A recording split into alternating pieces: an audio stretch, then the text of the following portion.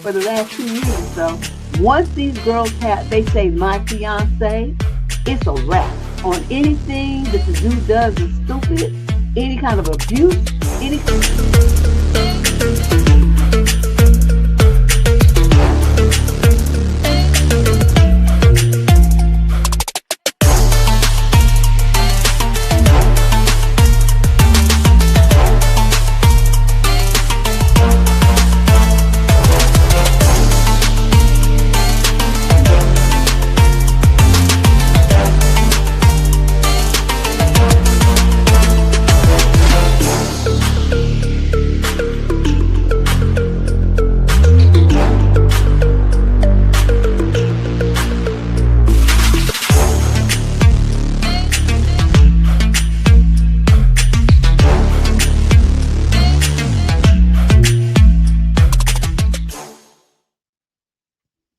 Well, and everybody's surprised to see me. It's like, what? I had to change the show every day because I was just too busy. I didn't have, I have to do that. I think she's going to be better in another week or so to get Candace to get back on the. Me trying to do that plus trying to do everything else I've got to do is just not working. So get to see me today, and I'm sorry that's the best I could do because doing this column is more than a notion, as I got to figure out, find out the hard way. Um, but yeah, this is it's kind of unbelievable. Where's my column? Oh, here it is. Yes. Oh, before we get started, two things. Well, one thing really. I wanted to remind you that this is National Heart Health Month. And the reason why I want to bring this up is, a lot of you know that after I got my COVID shot, I had a very bad reaction to it. It ended up having one of the strokes that the Johnson and Johnson, it was associated with that particular brand of the COVID vaccination. I didn't know that, so whatever it is, what it is, I got over it. But that seemed to have changed a lot of things in my body. And we couple that with the fact that just having African American heritage makes people more prone to heart disease, thereby kidney disease, hypertension, those kind of things. I want to make sure that my people listening out there take a moment and check your blood pressure. Check your blood pressure. The worst that can happen is you have to go on medication. But that blood pressure can be mitigated with diet and exercise. It's amazing how cutting back on sodium, the salt in your food, just drops it like crazy. And you also lose some pounds on the scale.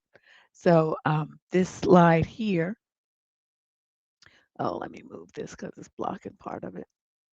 Um, Kind of just reminds you of some of the steps that you can take to lower your risk of having a heart related issue.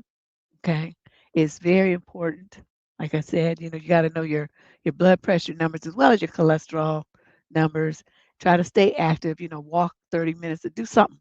Get off your butt for 30 minutes a day. And then eat what they call a heart healthy diet. That means stay away from, the fast food joint, all that gravy, all those things with, lots of meat and stuff like that that's going to clog up the arteries and and kind of mess with your circulation. So you want to aim for 150 minutes of moderate intensity exercise per week. That's just walking. Eat well with focusing on fruits and vegetables, whole grains, and lean proteins. Reduce your processed food and, as I said earlier, sodium. Check your blood pressure regularly. Manage stress. Try to, do some deep breathing, some yoga, some meditation, whatever you read a book. Do whatever, play with your pets, play with your dog, play with your grandkids, whatever you need to do to de-stress a little bit. And then do what I'm doing and help spread the word so that you never know. You might just save somebody's life. Okay. I sure wish somebody had reminded me of this, but like I said, it is what it is. So thank you for my listening to my moment of my public announcement moment. But let's get started with this column this week. We have 20 something. And then I'm supposed to be back on Sunday. That probably won't happen, but I'll let you know. I will keep you, as they say, apprised. Because I just finished this one. I need Candace to come back. This is terrible. Okay, it's 23 questions in total. All right, so let's get started with this. Let's lock and load. Question number one. This is a young lady, 22 to 27, from Roanoke, Virginia. Summary of the issue. My fiance is constantly distracted during our time together, and I feel invisible. What should I do? I'm 25 and engaged to a guy who's 29. We've known each other for they dated since 2024. It was long distance from the beginning. We've been engaged for about a year, but I'm exhausted and questioning whether love is enough here. When we talk, he's usually on his PC or laptop with dual screens, so I can tell when his attention is elsewhere. Even during the very limited time we have together, he's often multitasking. He's browsing the web, watching gaming content, or doing other things while I'm talking. Because of our 8-hour time difference, we don't talk every day. I work full time. Our daily chats aren't a consistent thing, but I'll try to make an effort to call once a week. But somehow there's always something else he's doing. He's scrolling, he's looking things up, he's watching gaming content, and I just feel like I'm competing with his phone. We traveled together to an Asian country about 4 months ago. Literally on our second day, we were stuck in traffic for hours, and he was on his phone the entire time. No conversation, no presence. Later during the trip, I got really bad food poisoning. I was holding my clutch and genuinely feeling awful. He went into another room to listen to an audiobook. I recovered alone. I watched Netflix by myself while he did his own thing. I remember thinking, why am I even here? Recently, I tried engaging more, asking questions when they talk about thoughts and feelings, anything besides surface level stuff. He said he feels cornered or attacked, that I make conversations into issues. But sometimes I just want to talk to him. Sometimes I just want to feel like he's present with me. We recently watched a movie together. I really enjoyed it and it barely touched my phone. When it ended, I was excited to talk. He immediately started looking at League of Legends stuff while saying, I enjoyed our day.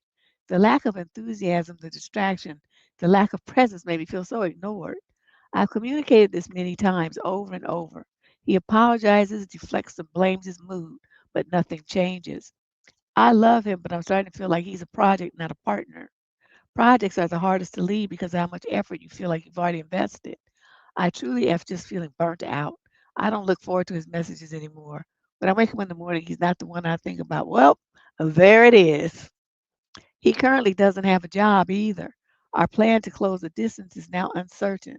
I was supposed to move there to further my studies, but now I have job opportunities here where he doesn't have much going on for him there. I really don't know what to do. I'm tired. Should I leave even if I love him? I've asked myself over and over. I do love him, but this is not the life I envisioned. I just want to leave the relationship smoothly. He isn't a bad person after all, but I want him to wake up and know I'm not able to keep up with being ignored. How do I leave? You leave because you finally realize and accept how many times you think you have to tell the person the same thing. You said I've told them this calmly and reasonably over and over and over again. What you don't understand is you talking, he doesn't care. He doesn't care what you feel. He doesn't care what you want. He doesn't want to talk to you. He's not trying to have a deeper connection with you. All these things that you want to have in a relationship, and I'm not saying any of them are bad things or inappropriate. I'm just telling you, you need to accept the fact that you're not going to get those things from him. You're not gonna get them. So you beating your head about it and whining and crying and asking yourself over and over, you just, and doing the sunk cost fallacy because you're so concerned about how much time you already put in, you don't want to feel like you wasted it. But I'm telling you, the day that you started thinking that this is the relationship that you didn't need anymore was the day that you should have ended it. Because this is ridiculous. It's already long distance. So what you have to accept about, and this is something I tell people about long distance relationships all the time. People that prefer those they don't really want any emotional connection and depth. They want that distance and that separation. They want that space, and they don't want to feel that connected to anybody. They want the semblance of a relationship where they have someone to talk to, somebody to have some look with every once in a while, and somebody that they cares about them, but they're not trying to really be with you. They're not trying to be vulnerable with you. They're not trying to be intimate with you on an emotional, mental, or psychological level.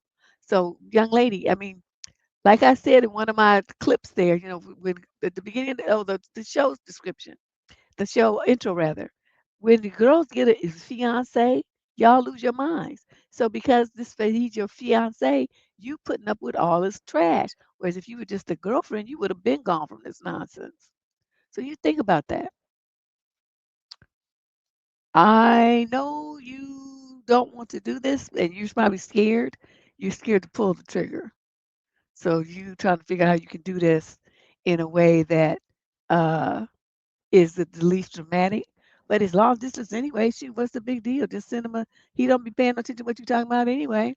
So just send him a text or something and say, this ain't working for me. I'm going to do this out now. Hey, Chevette.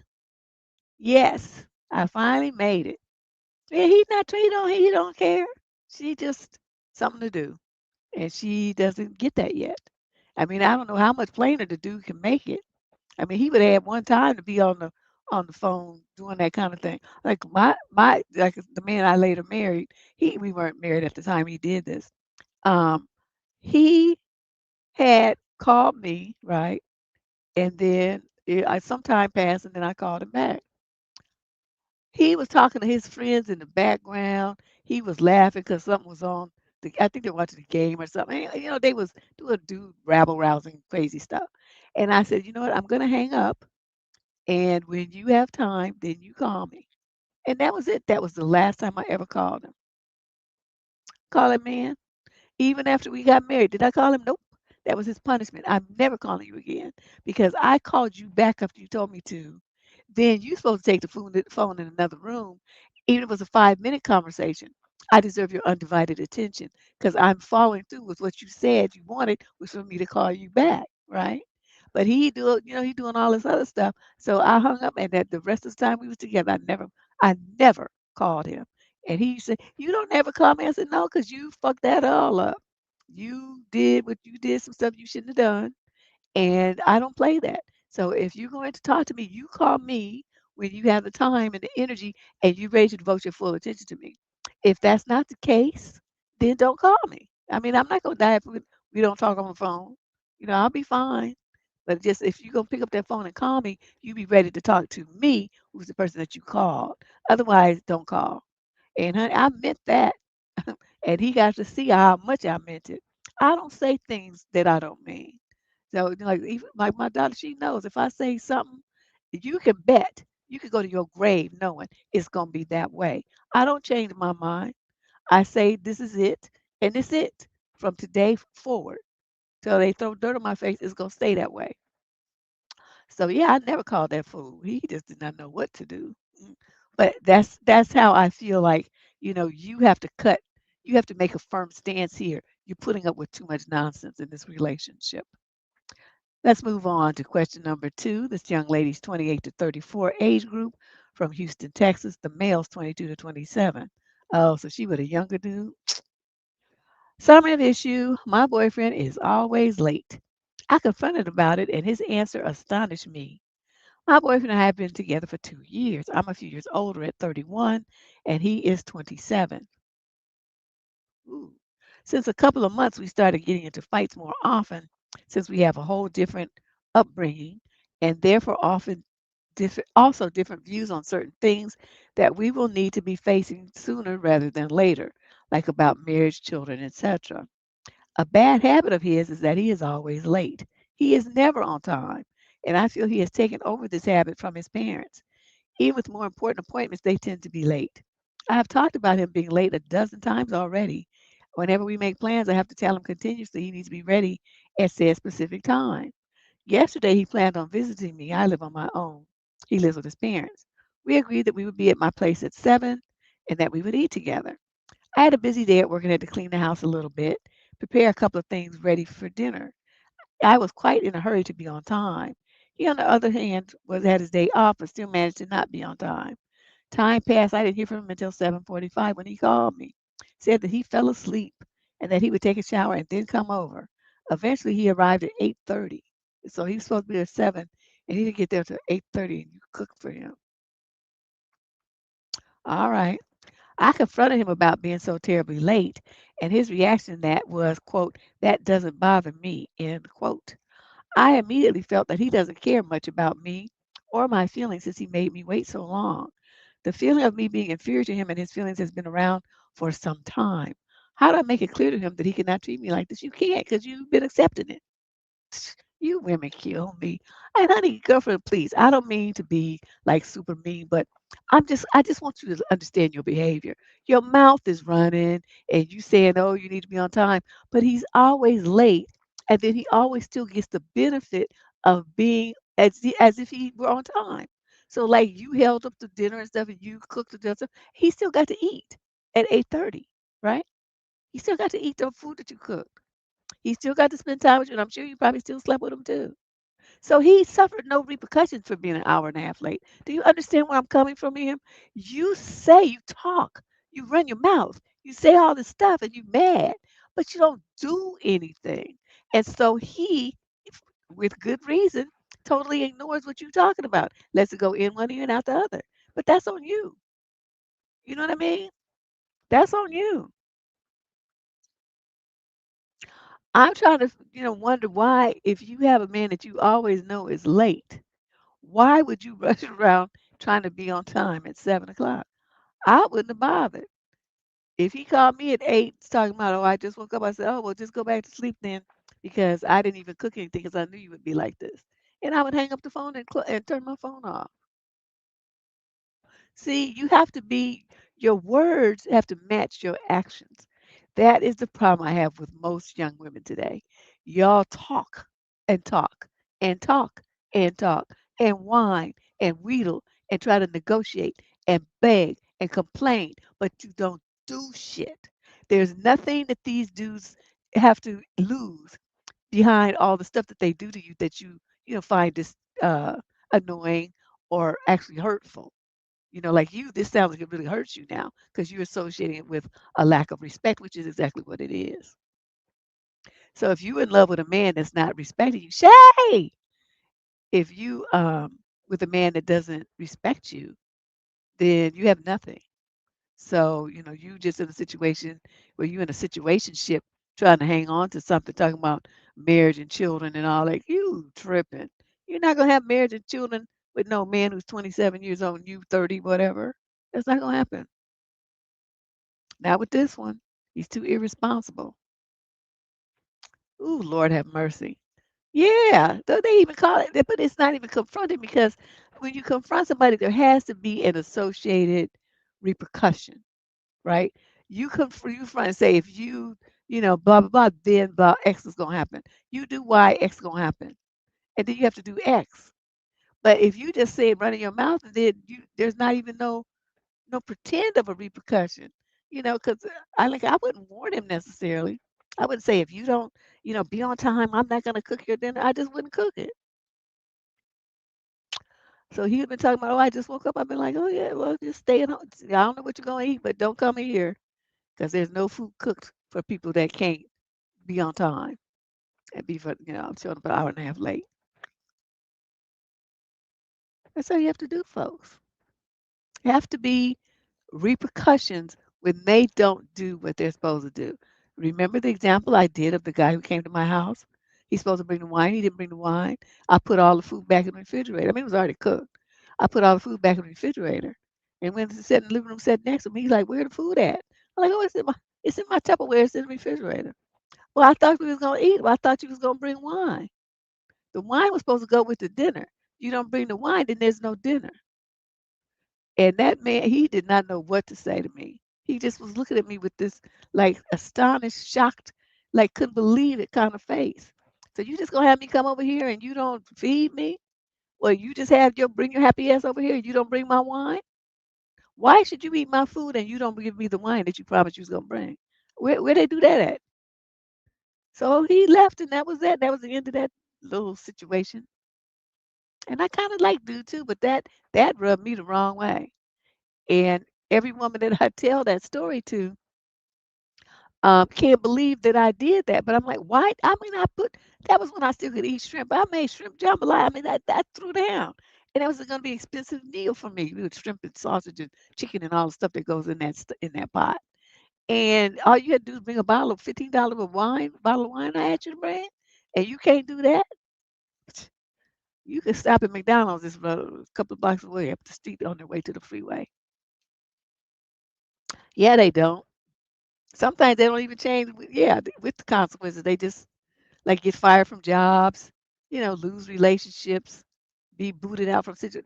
They just are just weird. I don't know. I can't call that. Question number 3. This is a female, 35 to 41 from San Diego. Summary of issue. My partner became a full-time caregiver for his father. Is this relationship sustainable? Nope. Can I already tell you this is the reality of our age group now. These parents, parents, they bringing the parents in to into their home, or they're moving in with the parents. If the parents have a big, house and stuff, probably pay rent an apartment, just move to the house with the parents, and to take, help take care of them. This is the life stage that we're at. So let's see what's going on here. I'm 40 and in a long distance relationship. He's 45 for a little over 2 years, but we've known each other since our teens. We live 6 hours apart in California. So you in San Diego, so he up this way somewhere.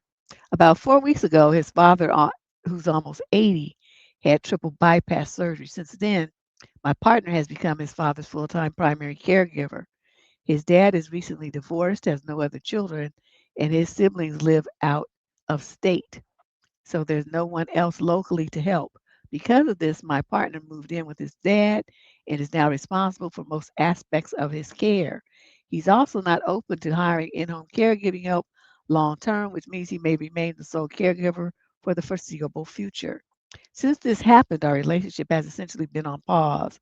His availability, emotional energy, and time are extremely limited, and it's unclear when or if things will return to something more balanced. Mm. I understand why he stepped into this role, and I don't fault him for it. But at the same time, I'm struggling to understand what's reasonable to expect from a partner in this situation and whether this dynamic is sustainable. My specific questions to you: can a relationship realistically survive when one partner is a full time sole caregiver? Number two, how do you distinguish between a temporary crisis and a permanent shift in availability? Number three, what expectations are reasonable versus realistic during this phase? And number four, how do partners advocate for their needs without creating guilt or resentment? I'm not looking for validation to leave or to stay. Just share your thoughts, please, on what's realistic here. Well, let's go back to these questions. Can a relationship realistically survive when one partner is a full time sole caregiver? Yes, but that partner must be willing to accept help. Social services offers help. In-home support services is called. A lot of healthcare providers will provide, will help supplement uh, home care for for their patient. He could look into that too. Medicare would have, offer some options, but again, he has to be willing to accept that help. If he's not willing, he wants to do it all himself, then that's his choice. So then number two, how do you distinguish between a temporary crisis and a permanent shift in availability? The man is 80. Please tell me how you think this is temporary. Get the fuck on, get real here. Number three, what expectations are reasonable versus unrealistic during this phase? This is not a phase, this is his life now. Okay. Because even if his dad recovers at 80, he's still going to need somebody to be there with him, or he's going to have to go into assisted living or something like that if he's got that kind of money.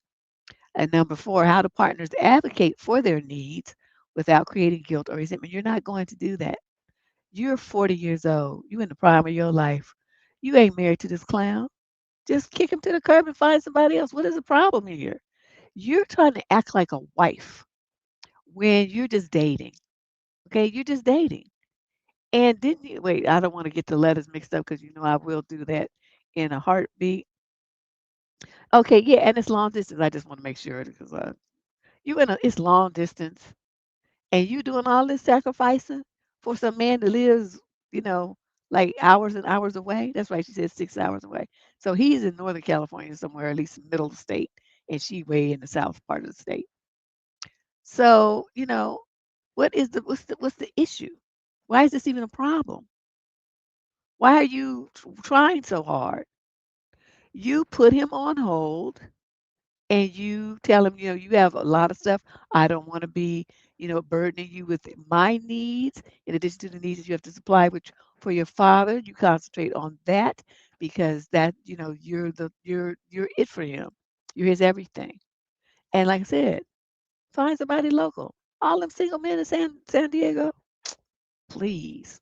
You can find somebody real quick. Question number 4. This is a male 18 to 21 from San Jose, California. Summary of issue. What do I do if I know my friend is catching feelings for me? Oh no.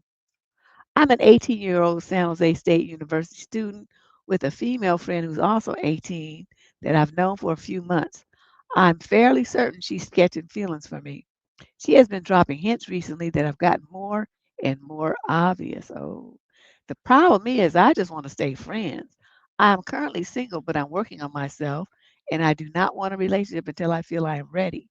The thing is, my friend is a great girl, and we get along really well, so I wouldn't mind being with her. It's just that now is a bad time. I also think it would hurt one of my other buddies because I know he has feelings for her. What should I do to stay friends with everybody without changing the dynamic I currently have? What you have to do is be slick. You got to start talking about uh when you see be around her, start talking about your goals and how, you know, even though there's a lot of honeys on campus, you're not really tripping because you on your grind, you trying to do this and that, blah blah blah. That's going to accomplish two things. Number one, it's going to tell her that you're not looking at her like that, right? Because you can be talking about other women. All women know what that means. And then number two is going to tell her that you're not doing that because your attention is elsewhere. Okay. Then the third, the icing on the cake, what you're going to do is say, hey, are you looking to go out with somebody? Because I know somebody who's interested in you and he would love to take you out. Do you want me to introduce you guys? Okay, that's going to be the third knife in her heart. And I hate to do this. I mean, I know it's kind of mean, but since you have to do it in an indirect way, but you have to let her know that y'all ain't gonna happen. Okay. She could like you if she wants to. Nobody can stop her. It's a free country. But that does not mean that you have to capitulate to her desires. That doesn't mean that you have to reciprocate. It doesn't mean that you have to, really worry about her feelings and stuff because she hasn't really said anything for you to act on. So you're gonna do these things I'm telling you, these 3 points I just gave you, these are the preemptive strikes. Okay. These are the preemptive strikes. So you talk about the honeys on the campus and how you sure would like to get. You saw this girl, she was so hot, blah blah blah, that kind of stuff. And then, but you on your grind. That's the number two thing. You're not really focusing on that. You're not ready. You're not interested. You don't have nothing to offer. These kind of phrases like it always come out of men's mouths. And then the third thing is, like I said, to go try to hook her up with your buddy that you know is interested in her. You're gonna offer that and see what she says. If she don't get the hint from them 3 things, I don't even know what to tell you. Then she need to drop out of San Jose State University because she dumb. All right. Question number 5. This is a female, 18 to 21 from Boston. Summary of issue. I am struggling with my boyfriend who gets angry unpredictably and escalates small situations. How do I know if this can actually improve or if we're incompatible? Oh, these young girls. Y'all, it's so sad. Isn't it sad? I'm 18 and my boyfriend is 19. We've been together for about 3 years. Wow, since you was 15? I'm writing to you because I'm starting to feel constantly anxious and emotionally drained. And I need an older woman's perspective on whether this is a real pattern or if I'm overreacting in some way. Dad, my boyfriend gets irritated or angry really suddenly and unpredictably. It happens a lot, almost daily, and usually without warning. It's weird. It's like his energy shifts. He goes quiet. He gets irritated. He sighs, snaps, gives vague or answers, or starts slamming things around. When I notice the shift, I ask what's wrong because I get anxious and start feeling like I did something wrong. He says when he gives vague answers, it should be common sense, end quote, that he wants to be left alone. But from my side, it never feels clear. It just feels all of a sudden.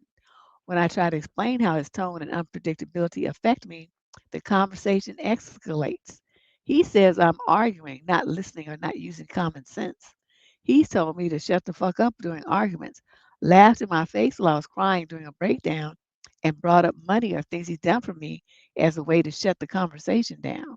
Afterwards, he apologizes and says he was stressed or overwhelmed and didn't mean it, but the behavior keeps on repeating. I'm left feeling like I'm walking on eggshells and constantly monitoring his move. Yeah, either that or bipolar. I love him and I know he doesn't intend to hurt me, but intention doesn't change the impact. This has been happening more frequently and it's starting to wear me down. I don't want to fight. I want consistent and respectful communication and to feel safe expressing how I feel without it turning into anger.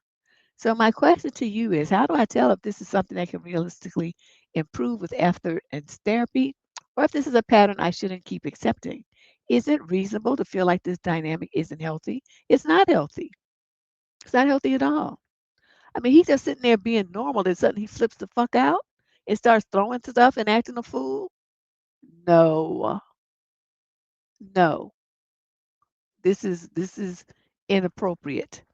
So I understand since you're so young, you probably think, oh, you know, if we talk about it enough, if we work on it, he can change and, things will be better. But it's not going to happen. It's not going to be any different. This is who he is.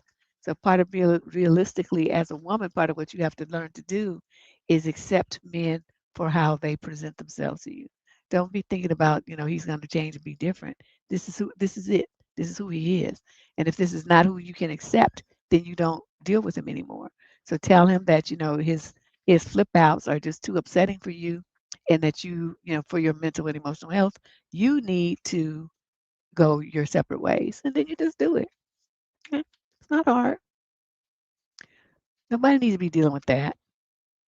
'Cause then one day he's gonna flip out and you keep saying, well, I don't think he's gonna hurt me. Don't you know that every woman who's been hurt said that same thing? Every single one. Well, I don't think he would hurt me. I don't think he would hurt me. And then he hurt you. Well, I don't think he would hurt me again.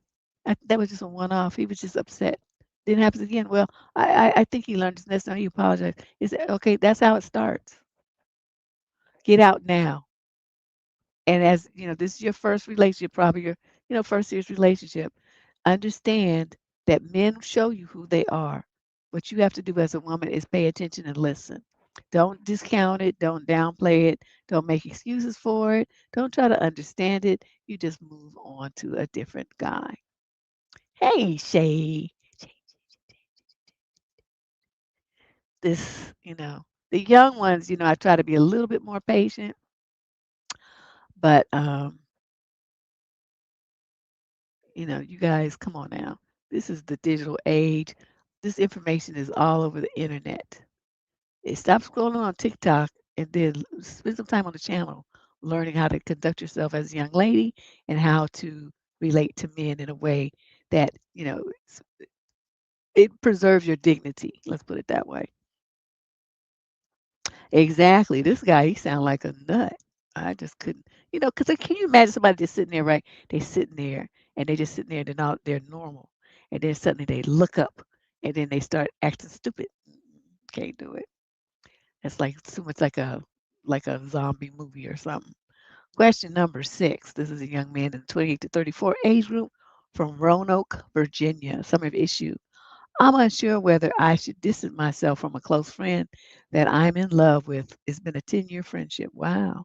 So you've been in love with her for 10 years? Is that what you're saying? This is interesting. I'm looking for some outside perspective, Deb, on my current situation with a close friend and whether distancing myself is the right thing to do. I'm 32 and I've known her she's 34 for about 10 years. When we first met, she was in a relationship, and for the first 3 or 4 years, we were more like acquaintances than close friends.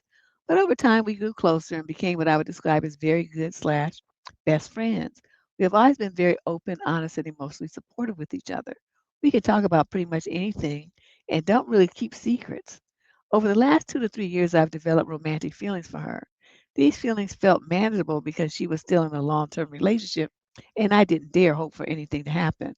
But last year, her relationship ended. After she started feeling better and wanted to date again, I told her that I'm in love with her. She was honest and kind, but told me that she doesn't feel the same way and wants to just stay friends. I accepted that attraction can't be forced. And since then, she has started dating someone new and she seems happy. I am genuinely happy for her and wish her the best. However, since she started this relationship, I noticed that I'm struggling emotionally. I feel increasingly jealous, not only of the guy, but also of other male friends when we hang out in groups. I sometimes feel like I've been downgraded compared to other guys' friends. At the same time, I understand that she's really trying to she's avoiding giving me false hope. For example, no touching, no cuddling. Intellectually, I get it, but emotionally, it still hurts. I often feel worse after seeing her and start overthinking a lot. I feel more tired, sad, and stuck in my head after we meet, whether in group settings or alone. Before she started dating, I was usually the one checking in on her and initiating things. Since she started dating, I've lost motivation to do that, especially knowing that I often feel worse after. Nowadays, she checks in on me more and asks how I'm doing. Still, whether we meet alone or in a group, it feels different than it used to. I can't quite pinpoint it, but it's different. Okay, so he talks about how he's been there for her and blah, blah, blah. And next week, we're supposed to go. Can you watch your noise? I'm doing my show here. Next week, we're supposed to go out, just the two of us, for my birthday at a restaurant. I'm very conflicted. I'm wondering whether I should tell her that I need some distance. But I don't even know if distance would help or if I really want distance or if it would just hurt both of us and damage the friendship. I'm afraid of ruining our friendship, hurting her feelings, and making her feel like I was only friends with her because I had feelings for her. So, my main question is, given the situation, does it sound healthier to take some distance? Or is there a way to stay close friends without continuing to hurt me? I'm unsure about how to bring this up. Because our schedules are tight, we can't possibly meet before my birthday. I thought about getting together beforehand to tell her I might need some distance so she could cancel the reservation, but that likely won't work timing wise. I'm considering going to the birthday dinner and splitting the bill. Usually the birthday person gets treated and then bring it up afterwards. Okay, you going on and just got way too much to say about this. I'm gonna say this. You've already shot your shot. She's not interested. She wants to maintain the friendship. You're finding the friendship to be painful. So because the friendship is not really what you want, this is on you, sir. So what you should do, since this is not, she's not offering you the kind of relationship you want and being around her, watching her with other men, having a relationship with this other guy, it's just like a knife in your heart every time you spend time with her. Why are you doing that to yourself? I mean, the friendship part is over. You can't be friends with someone that you like, that you love, that you want to have that kind of relationship with. You can't be friends with that person. So what you should do is send her an email or a text, or I guess you could call her if you got the courage to do that, and tell her that you're going to back off from this friendship because you find that it's hurting you. You want her to be happy, but you can't be happy watching her with some other man. Just be honest. Okay, be honest with herself, with her, and with yourself. You can't be happy watching her be all cuddly and in love with some other man. You can't do that. And tell her it's like torturing yourself, and you're not gonna do that to yourself anymore. And you wish her the best of luck and hope that she's happy. And then you go on your phone and you block her. Okay, you need to do this. You might be able to unblock her, some months down the road, a year or so. But for now, you need to do the cold turkey. Just put all that space between the two of you so you can start your healing process. You've been dealing with this for 10 years. It's going to take you um, a long time to move on from this. Okay? Respect yourself more. Respect your needs. Respect your peace of mind. Question number 7. This is a female, 22 to 27, from London, England. The young man is 20 to 34. Some have issue. My boyfriend doesn't let me know the plans until the last minute. Then he gets mad if I can't go. I've already tried to explain that I can't do last minute activities. What else can I say? You can say bye. Go do it by yourself. I told you I can't do last minute stuff. So we've been together for 2 years. We live separately. This situation has happened a few times. My boyfriend will ask if I want to see him and his friends or his family member or whoever, but he'll ask me the day before. I usually have things already planned a couple of days in advance, but I try to be flexible every now and then. Nope, shouldn't do that ever. Each time this has happened, he says he's working on when and where. I tell him, cool, let me know when you know. However, each time the whole day goes by, he says nothing. And then he finally asks if I'm on my way. And he'll say something like, "Hey, we're meeting in 20 minutes. Are you coming?" And I'll be like, "Coming to where?" "No, I'm not going anywhere at this point." One time this happened when he knew it would take me at least 45 minutes just to drive all the way over to him. He then gets upset and says he already let me know that him and whoever would be meeting that day. I said, yes, but you didn't give me any details. When I make plans and ask if he wants to come along, I'm pouring out details immediately after I know what the plan is. Don't most people do that? But with him, he just expects me to show up whenever. The point is, okay, well, you already said that. So telling me that you're on your way to who knows where because he never said is kind of ridiculous. I understand like I could just call him or text him at some point during that day to ask if he got any details or a plan. But when I've tried this in the past, he doesn't text back or he doesn't answer because he's working. Okay. So then we'll skip down to he's just going into way too much detail. This happened recently and he asked me if I was on my way and I said, nope, I don't know where the plan is and I'm still at work, but I hope you have fun. Good, finally. He got upset and said I should have just asked for the details. I've told him in the past when these things happen, if he could just let me know when he knows, and he agreed to that. But then I guess he forgets until he's on his way. What am I to do here?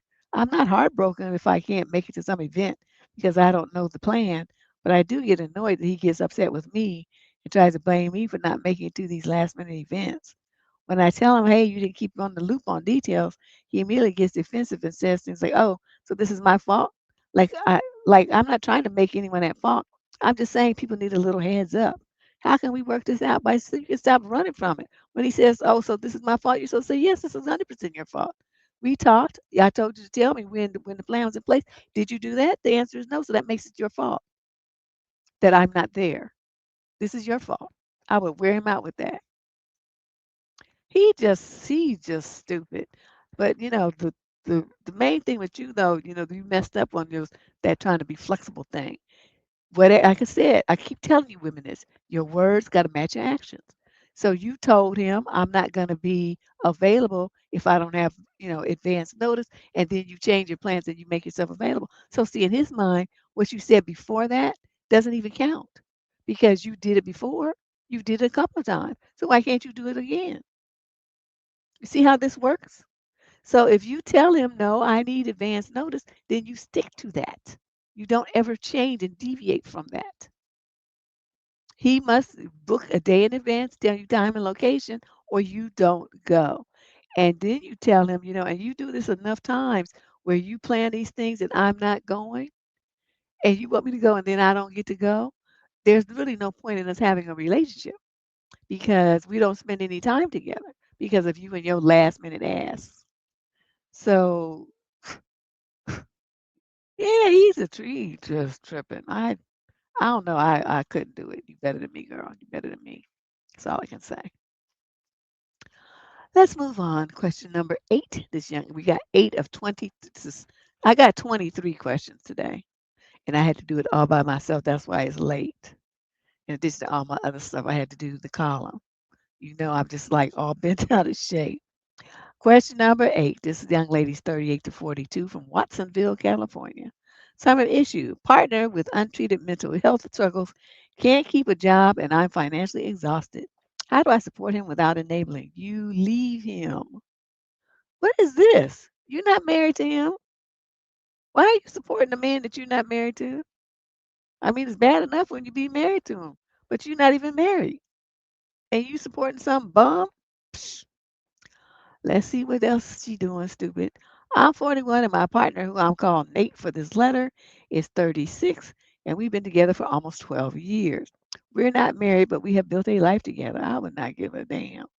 Nate has always struggled with his mental health, which has made holding a stable job difficult. Okay, so you knew that you were dealing with somebody who was a nut job and you continued to deal with him for 12 years.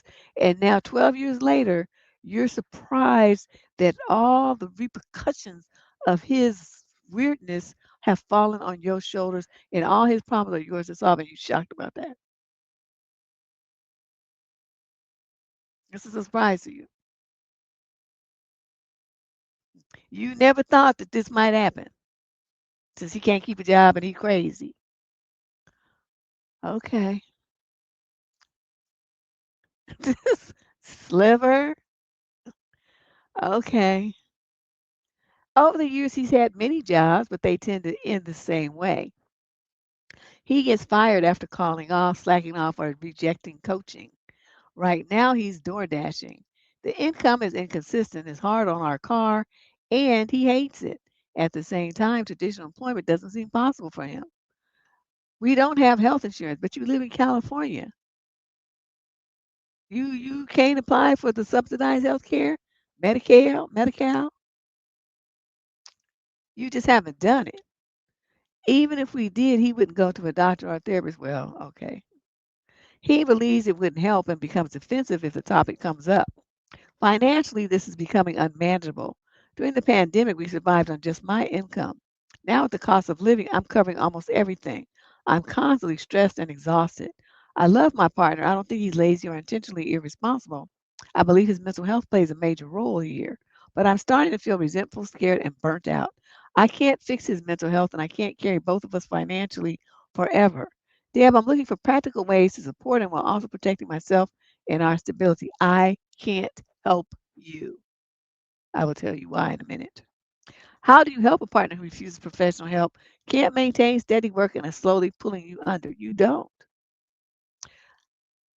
Where's the line between being supportive and enabling? Oh, you've crossed that miles ago. I want to understand what's reasonable to expect and where my responsibility ends. Your responsibility ended as soon as you found out that you had a partner who couldn't keep a job. Like I said, this has been 12 years of this. So I don't understand why you acting all brand new and shocked and surprised now. Like, oh my God, he can't keep a job. There's no money. I'm the only one supporting us. You act like that's a shock. I'm gonna tell you this. You have a pimp living with you. Now you say he's got mental health, but he won't go to counseling and stuff. You know why? Because he doesn't have a mental health problem. This is the game that a lot of men are running on women because there's a certain type of woman that falls for this. The type of women that falls for this kind of bullshit are the type that have that bleeding heart syndrome. You want to take care of everybody. You want to love and support everybody. You want to, make sure they're better, that they're taken care of.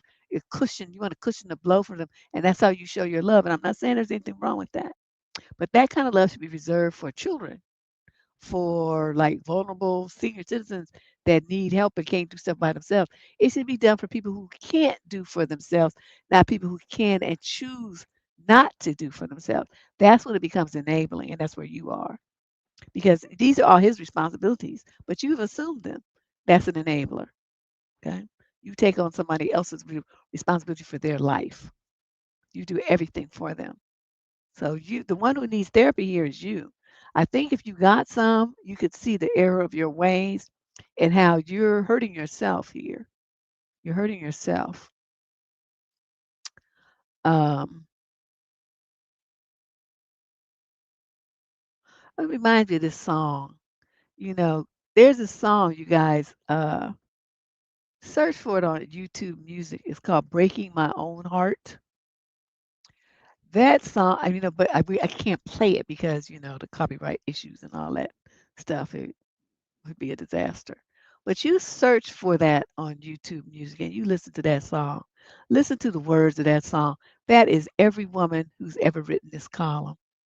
Y'all break your own hearts because you see what the man is doing, how he is treating you, how he's talking to you, the stuff he does to your property, to your pets. I mean, all, your family members.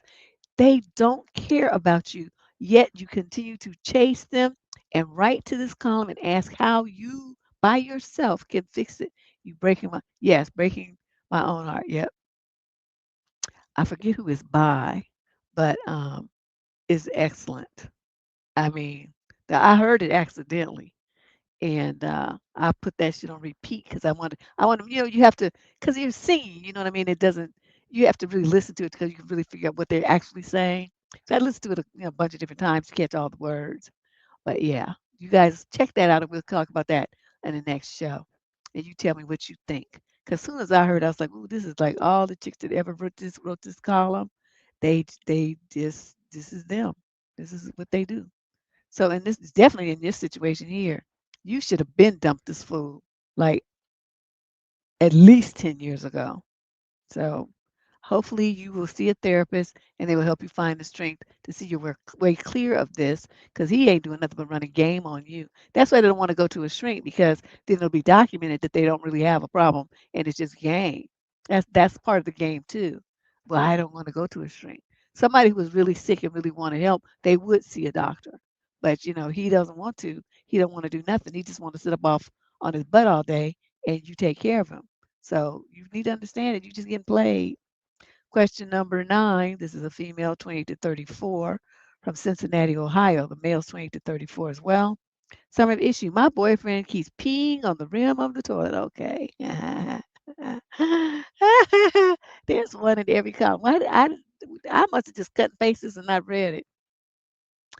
All right. My boyfriend is 32 years old, yet he always pees on the rim of the toilet and never cares to wipe it off. Oh my God, can you imagine? It breaks, it just drips down the side of the toilet on the floor by the toilet. It must smell like high heaven in there. Oh my God. The rim of the seat in his bathroom is full of dried piss and it's disgusting. I told him I'm not cleaning his bathroom. We have two. And he will never clean it himself. He's okay with it being gross like that. And you let him touch you? I don't know how he doesn't get embarrassed. My ex, the only other man I've lived with, did this exact same shit. Please tell me there's a man out there who doesn't do this. Well, there's a lot of men out there who don't do that. Some of them, even like as kids, their mothers trained because they grew up in a house with a lot of women. So they had to sit on the toilet to pee just like the girls to make sure that they didn't, spray everywhere. I don't know the mechanisms behind, being able to aim well and, do what they were supposed to do without making a big mess everywhere. But, but to having your boy sit on the toilet and pee down in the toilet. I mean, that works. They're not going to lose any manhood points because they do that, but it's more considerate of everyone else who lives in the house if they cannot aim without making a mess, or if they make a mess, they refuse to clean it up. So there's 2 points there. But nobody else living in the household should have to be dealing with your, having pissed all over the toilet. That's disgusting. Yeah, it's just ridiculous. Ugh, I don't understand it. Yes, Kiki, that's what I was thinking too. There's always some hygiene issue with these men. Just gross. Just disgusting. I don't know, because I grew up in a house, let's see, one, two, three. So it's 4 males in our house, and I never saw any piss on the toilet. But my mother was not having that. So I'm sure if they did get some on it, they cleaned it up before we you know, ever saw it. I've never experienced that. And the bathroom was never dirty. So I'm at a loss here. Question number 10. This is a female, 22 to 27, from Leeds, England. The male's 28 to 34. Summary of issue. My boyfriend has informed me that he wants out if we cannot cohabitate. Oh, really? First off, I'm 25 and I have done well for myself. I own a small but decent house on the outskirts of Leeds that my parents helped me buy. I have a small but decent dog in a line of work that allows me to spend my working hours in my house with my dog. Life is good. Now, after 6 months of dating, my boyfriend, he's 28, so she's 25, asked what I think of moving in together. I say we're nowhere near ready for that conversation. Less than 3 months hence, he brings it up again. I say, nope, not there yet. Only a few months and several similar conversations later, he informed me that he can't stay with me if I'm not ready to live with him. Okay, he's trying to get up in your house. This is always an issue when young girls own a house. Have you guys noticed that pattern? They be anxious and pressing them to try to get the girls to let them move in. And for the girls who's stupid enough to do it, it's always some bullshit. So don't let nobody live in your house with you. Okay. I don't care who he is. And if you want to get married and he move in the house, you say no. Well, you're gonna buy another house for us to live in, and I'm gonna rent my shit out. And then you set up a separate account for your house, and the money that goes for your house goes, the rent goes right into that account. Any expenses that for that house go right into that account. And he never touches that account. He don't do shit on your house. He don't repair nothing on your house. He don't even look at your house too much because that's yours. You keep it separate so that if the marriage falls through, you still have a house. You see how this works? You have to think smart. Don't let love fuck you up. You had to sell her house and get her man out of it. See, just be smart. Don't let no man move up in your place. He's supposed to be providing the housing. If he can't provide the housing where you move in with him, then you all don't live together. But I don't advise living together anyway. It's just stupid. That's a dumb move for girls. Okay, so let's see now. See now. Then she continued. She said, "Here's the rub, though. This is the third time that this has happened to me. Is it really weird to want to be in a relationship for an extended period of time before taking the very large step of living together? Look, I'm a strange kind of chick. I have some life habits, some of which are related to my work, which would be a style crapper for a lot of people. Isn't it better to be very, very sure this is the right situation before moving our stuff under the same roof? Although this isn't the first, it's the worst. I really like this guy. I like for this to not be over. Any advice on how we can meet in the middle somehow? I can't move in together yet. I'm not even sure what the answer would be. I'll take any of your suggestions. My suggestion is that you sit down with Home Skillet and you say, we can move in together, but you find a place for us to move in and you pay the rent. And he's going to say, why? We can just live in your house. And you're going to say, oh no, I bought my house with my parents. And whether that's true or not, that's what you're going to say. Do you understand me? This is time to cover your ass. No, my parents are part owners of this house, and we agreed that no one would be living here. Okay?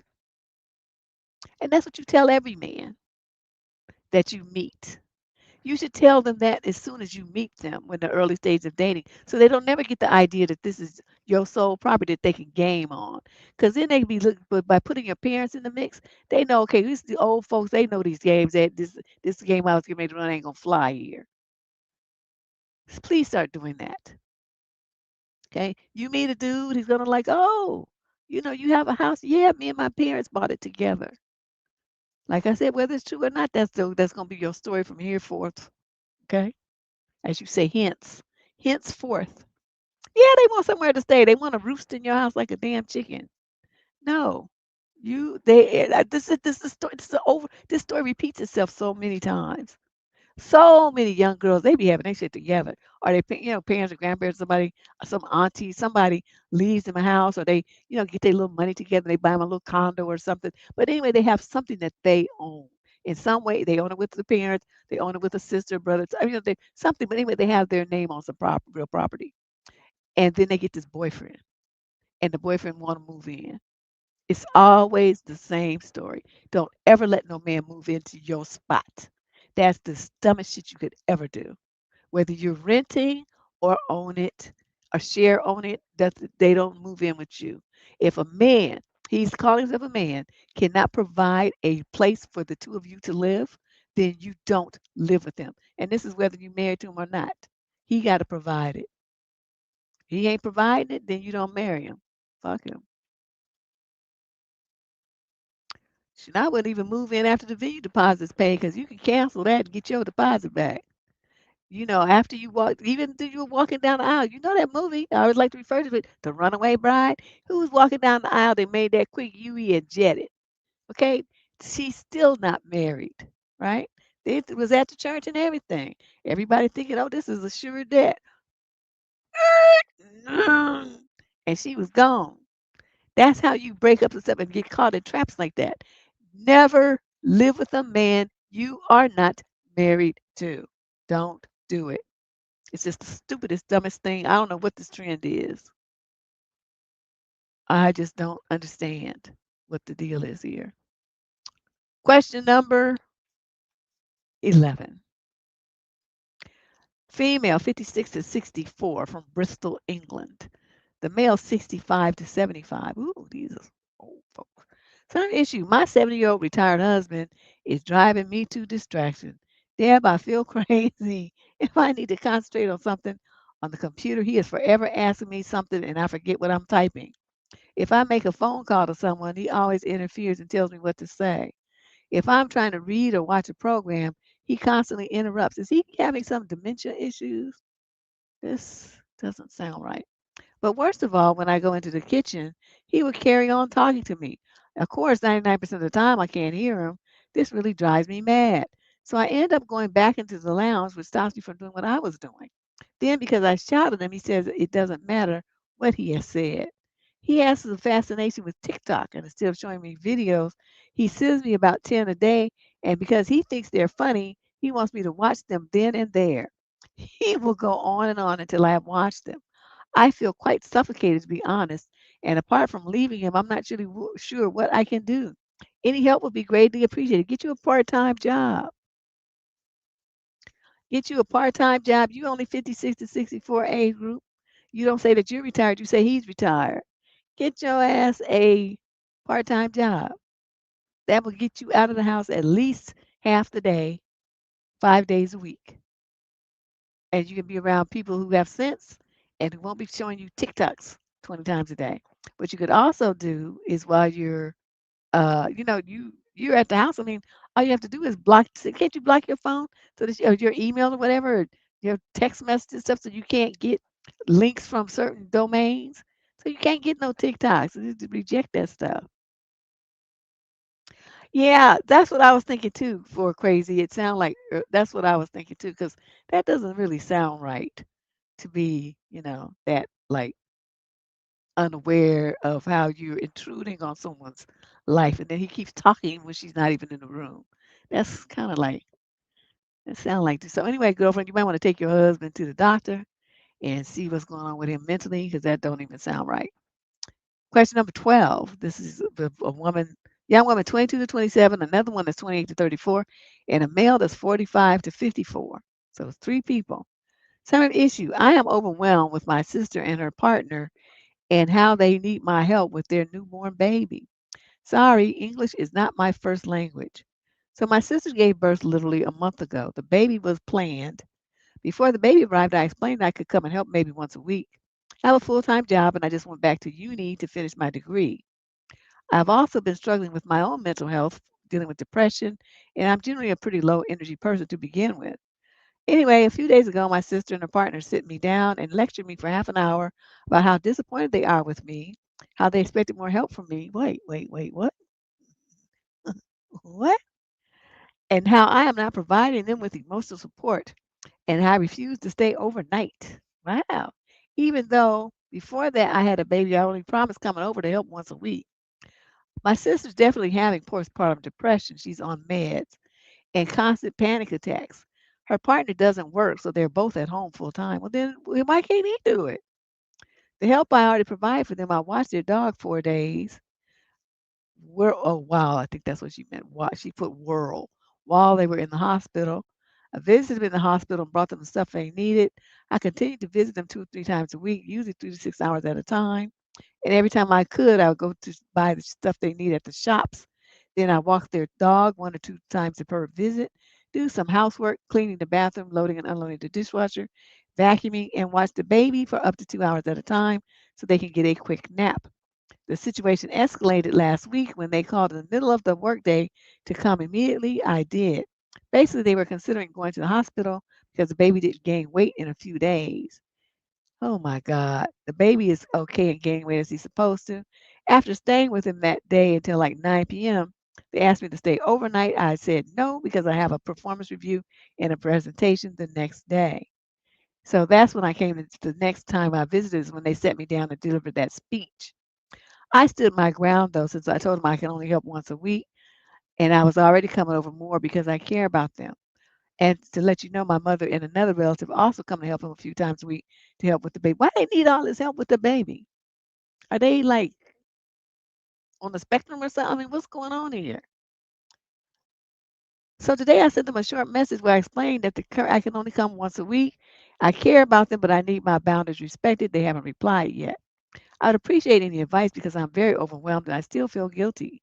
I don't know if I should really like try to cut over myself or try coming over more often. I'm preparing for an exam right now and I have work every day, so I don't really have the capacity. Basically, I need some perspective about whether I'm ruining my relationship forever by refusing to help them more often. Thank you, Deb. No, what you do is turn your phone off or block their numbers temporarily or something. I don't know what you're gonna do. And study for your exam. Do what you need to do for yourself on your job. Don't you leave your job going over there anymore. Because even if it is an emergency and they have to take the baby to the hospital, your ass ain't the doctor. So what you gonna do? Just stand around and be worried with everybody else is stupid. Stay on your job and make your money and go worry on your free time. The bottom line here is, your sister's having all this anxiety and she got a whole husband sitting up there. What you should do is tell them, look, you are married, you people are way older than me. If you can't handle having one kid, then maybe you shouldn't have had it. I don't know what to tell you. I don't have any children. So the responsibility for your kid is not mine to bear. Make it happen. Make it work. If you need to hire somebody, then do that. But I have a job and I have school and I have my own life and I'll see you in a couple of weeks. So see what you're gonna do is, they're used to telling you what to do and you coming over once a week. Oh no, no, no, that comes to a screeching halt. You don't see them for a month and let them get a taste of that. You knew I was about to go. See, y'all know me too well. Oh, no, no, no. They need a punishment for this. So you block them and then you do what you need to do and you don't talk to them or do anything with them for a month. And then you just magically show up out the blue and see what they have to say. Say, well, do you want me to be gone another month? You keep this up and I'll do that. The next time it'll be 2 months. And then they'll shut up. But see, you let them have too much power. This is your life. This is your time, your gas in your car. They're not walking their dogs and doing all this kind of stuff. They too old and stupid. They shouldn't have no kid. That's for people that got some sense and some energy, got their shit together. Sit up there trying to talk, be disappointed in you. Like, you know me, I would have been like, was I the one in the bed fucking?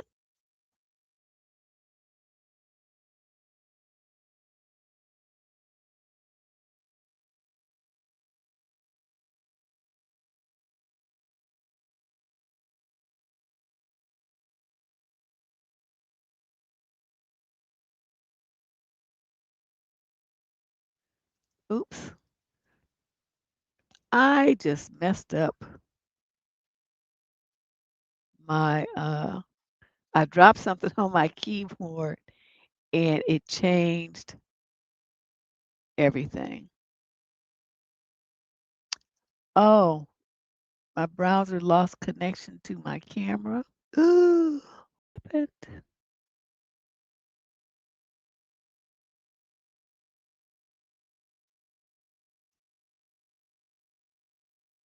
wow, that really just messed up everything, didn't it?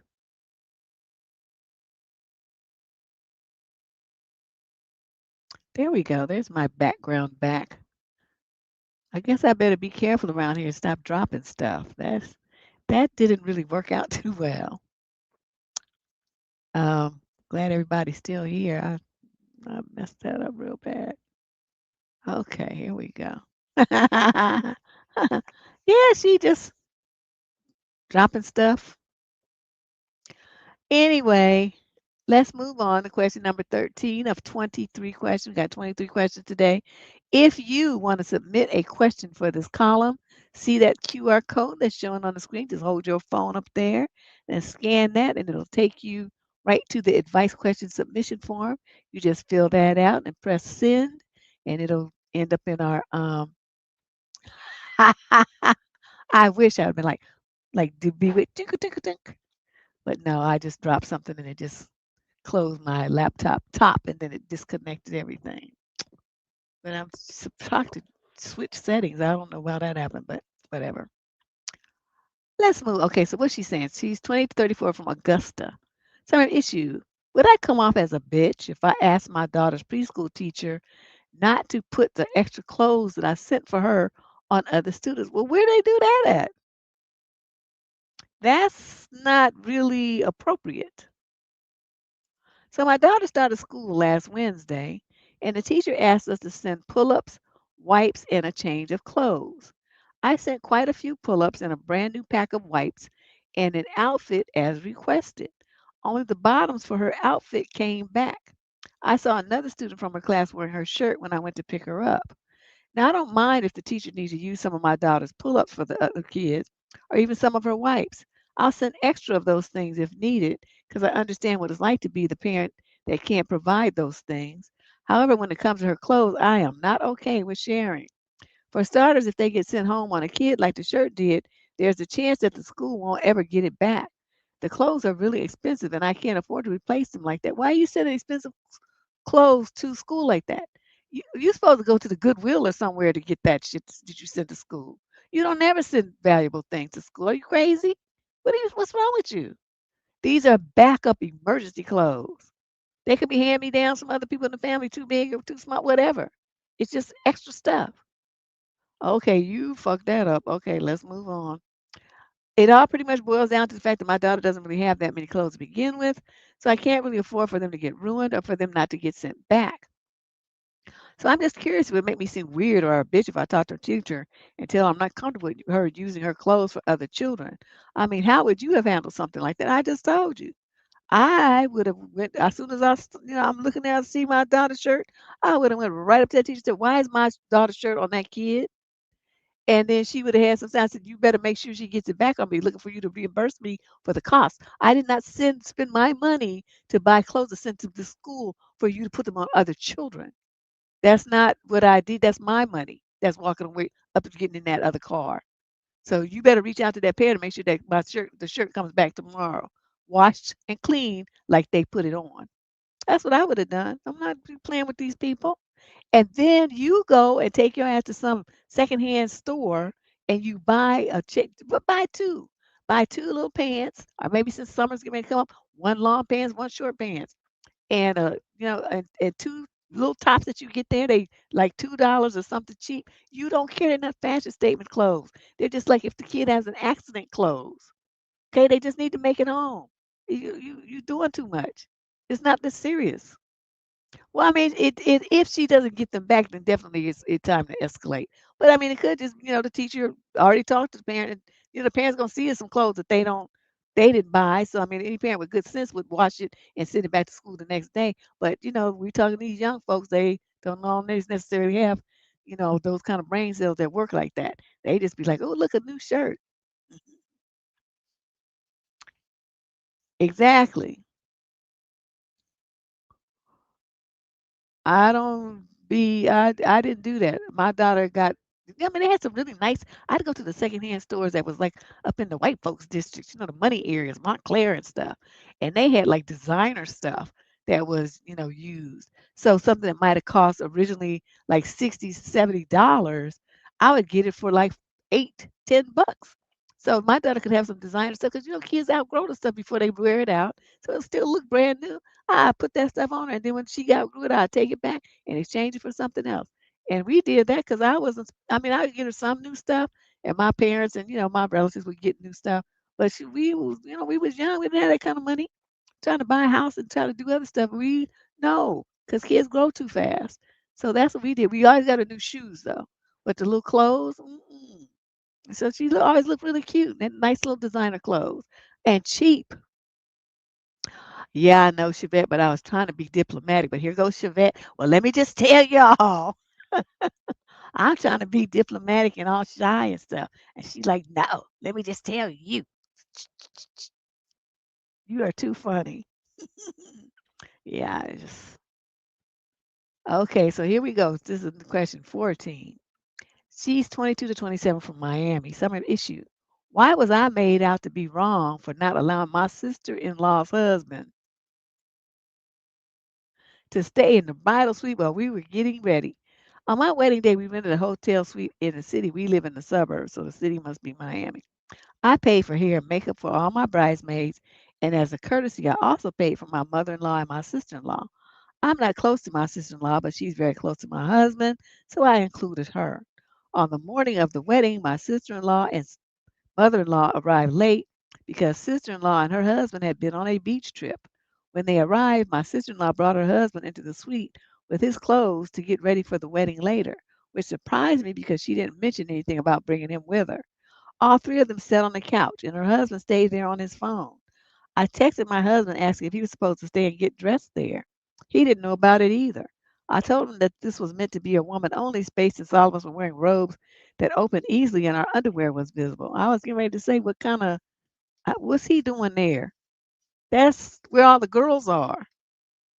I asked my husband to tell his sister that her husband could wait in the lobby.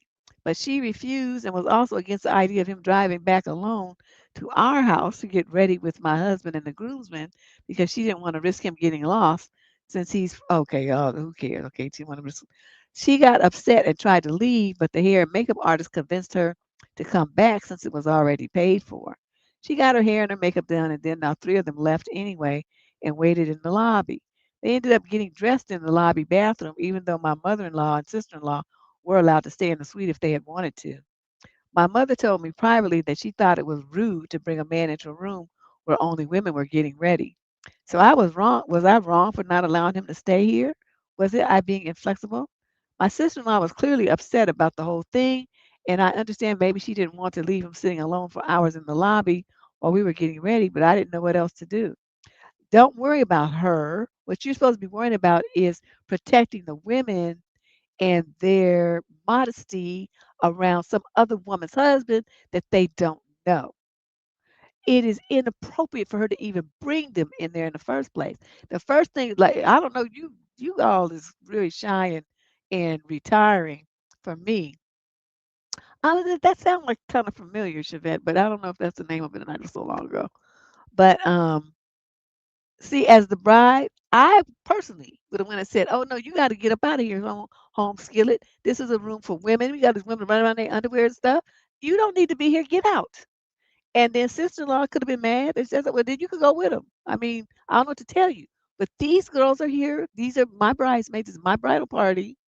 And I got this room for my bridal party. I did not get this room for your husband. So your husband could go do change in the men's room. I don't care where he goes, but he's not going to be in here with all these girls and making them feel uncomfortable with him looking at them like that while they're in robes and in their underwear. This is inappropriate. Get out. Now that would have been me. So then nobody would have been, confused about where I stood and what all the stuff, what was going on here.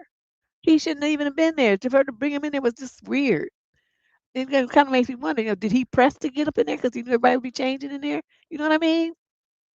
And as the wife, his wife would be seem like she would have been like, why are you trying to go in the room while these women are changing clothes? What's up with this? No, motherfucker, you're not going in there. You gonna go sit in the lobby. When I get done and stuff, I'll come down and you can go in the men's room and change or do something. Or ask one of the hotel people if they have a lounge restroom that you can use. But one thing you're not gonna do is be in a room with all them women. That's not gonna happen. That would have been me if it was my husband, he was pressing like that. I would have been like, you know what I mean? It's some serious side eye. But she's just stupid. She didn't even think about all that. Question 15. This is a female, 22 to 27 from Denver. Summary of issue. My boyfriend tattooed my name on his chest to show commitment, but it made me feel uncomfortable. Am I being ungrateful? We're both in our early 20s. This is my first serious relationship.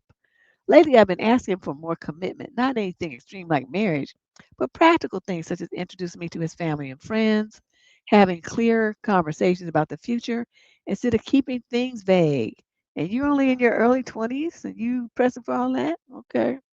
For my birthday, instead of getting me a gift or planning something, he surprised me by tattooing my name on his chest.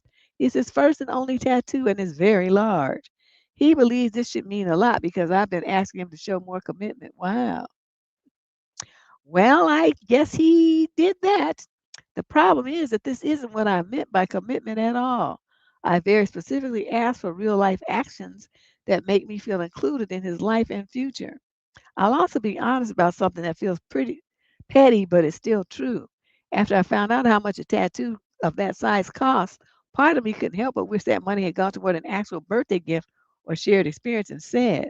My friends are saying I'm being ungrateful and I should move at his pace because we've only been together for 6 months, and that as a two is a huge romantic gesture and proof that he's serious. But instead of feeling loved, I feel uncomfortable and misunderstood. What worries me most is that when I communicated something specific that I needed, he responded with a dramatic gesture that doesn't actually address it. I feel like we have very different ideas of what commitment looks like. He really does seem to love me, which is why this is so confusing. Is this something that can be worked through with better communication, or is this reasonable to see this as a red flag? And how do you help someone understand your needs when they think they're already showing up in the biggest way possible?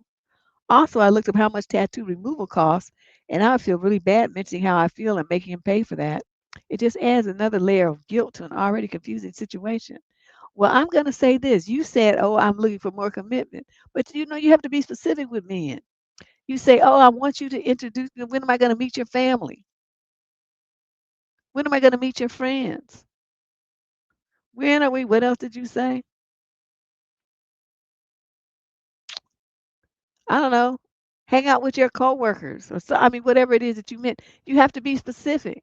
You're just saying, "I want you to show more commitment," with no real point of reference. I mean, for the young people in your age, showing making a tattoo would be one of the ways to show that he's on that page with you. I mean, what other way could a man show you that he's committed to you than having your name drawn all over his body? So I can see why you're confused by this, but I'm going to say this to you. You did this to yourself by not being clear. You're young, but you need to understand one thing. Men are dumb. They dumb. They just are so literal. I saw, that you guys know this Asian couple that be on TikTok called Jay and Sharon. Jay, they did a perfect skit that perfectly illustrates how specific you need to be when you talk to men. They show them in the car, right there in the car in the beginning, and Sharon says, "Oh, go in the store and get an avocado, and if they have bananas, get six." That's what she said to him. Now, every woman knows that means you go in the store and you get a banana. I mean, you get an avocado, and if you see the bananas, get six bananas. We all know that's what that meant. What Jay did was he, using his man brain, he went in, he looked and he saw the avocado, and then he ran down and he saw they had bananas. So then he looked back and went back to avocados and got six avocados because why? He saw the avocados. He went to see, oh, do they have bananas? Yes, they do. So now let me get the six avocados. So he gets in the car and proud of himself because mission accomplished. He done got the six. He done got what Sharon wanted. And then in reality, she was looking at him like, "Gosh, you're weird. What's wrong with your brain?" And he's putting on his sunglasses and preparing to drive home because he feel like, mission accomplished. That is an example. I mean, it was a perfect example, perfectly illustrated example of how specific you have to be with men. If she had said, "Go in the store, I need you to get one avocado and six bananas." That's it. That's all she had to say. Then it wouldn't have mattered if they had bananas. She would have got the six bananas. You see what I'm saying? So in your case, you have to be more specific when you ask him for what you want. What is commitment to you? Spell it out. Give him specific examples. Make specific requests.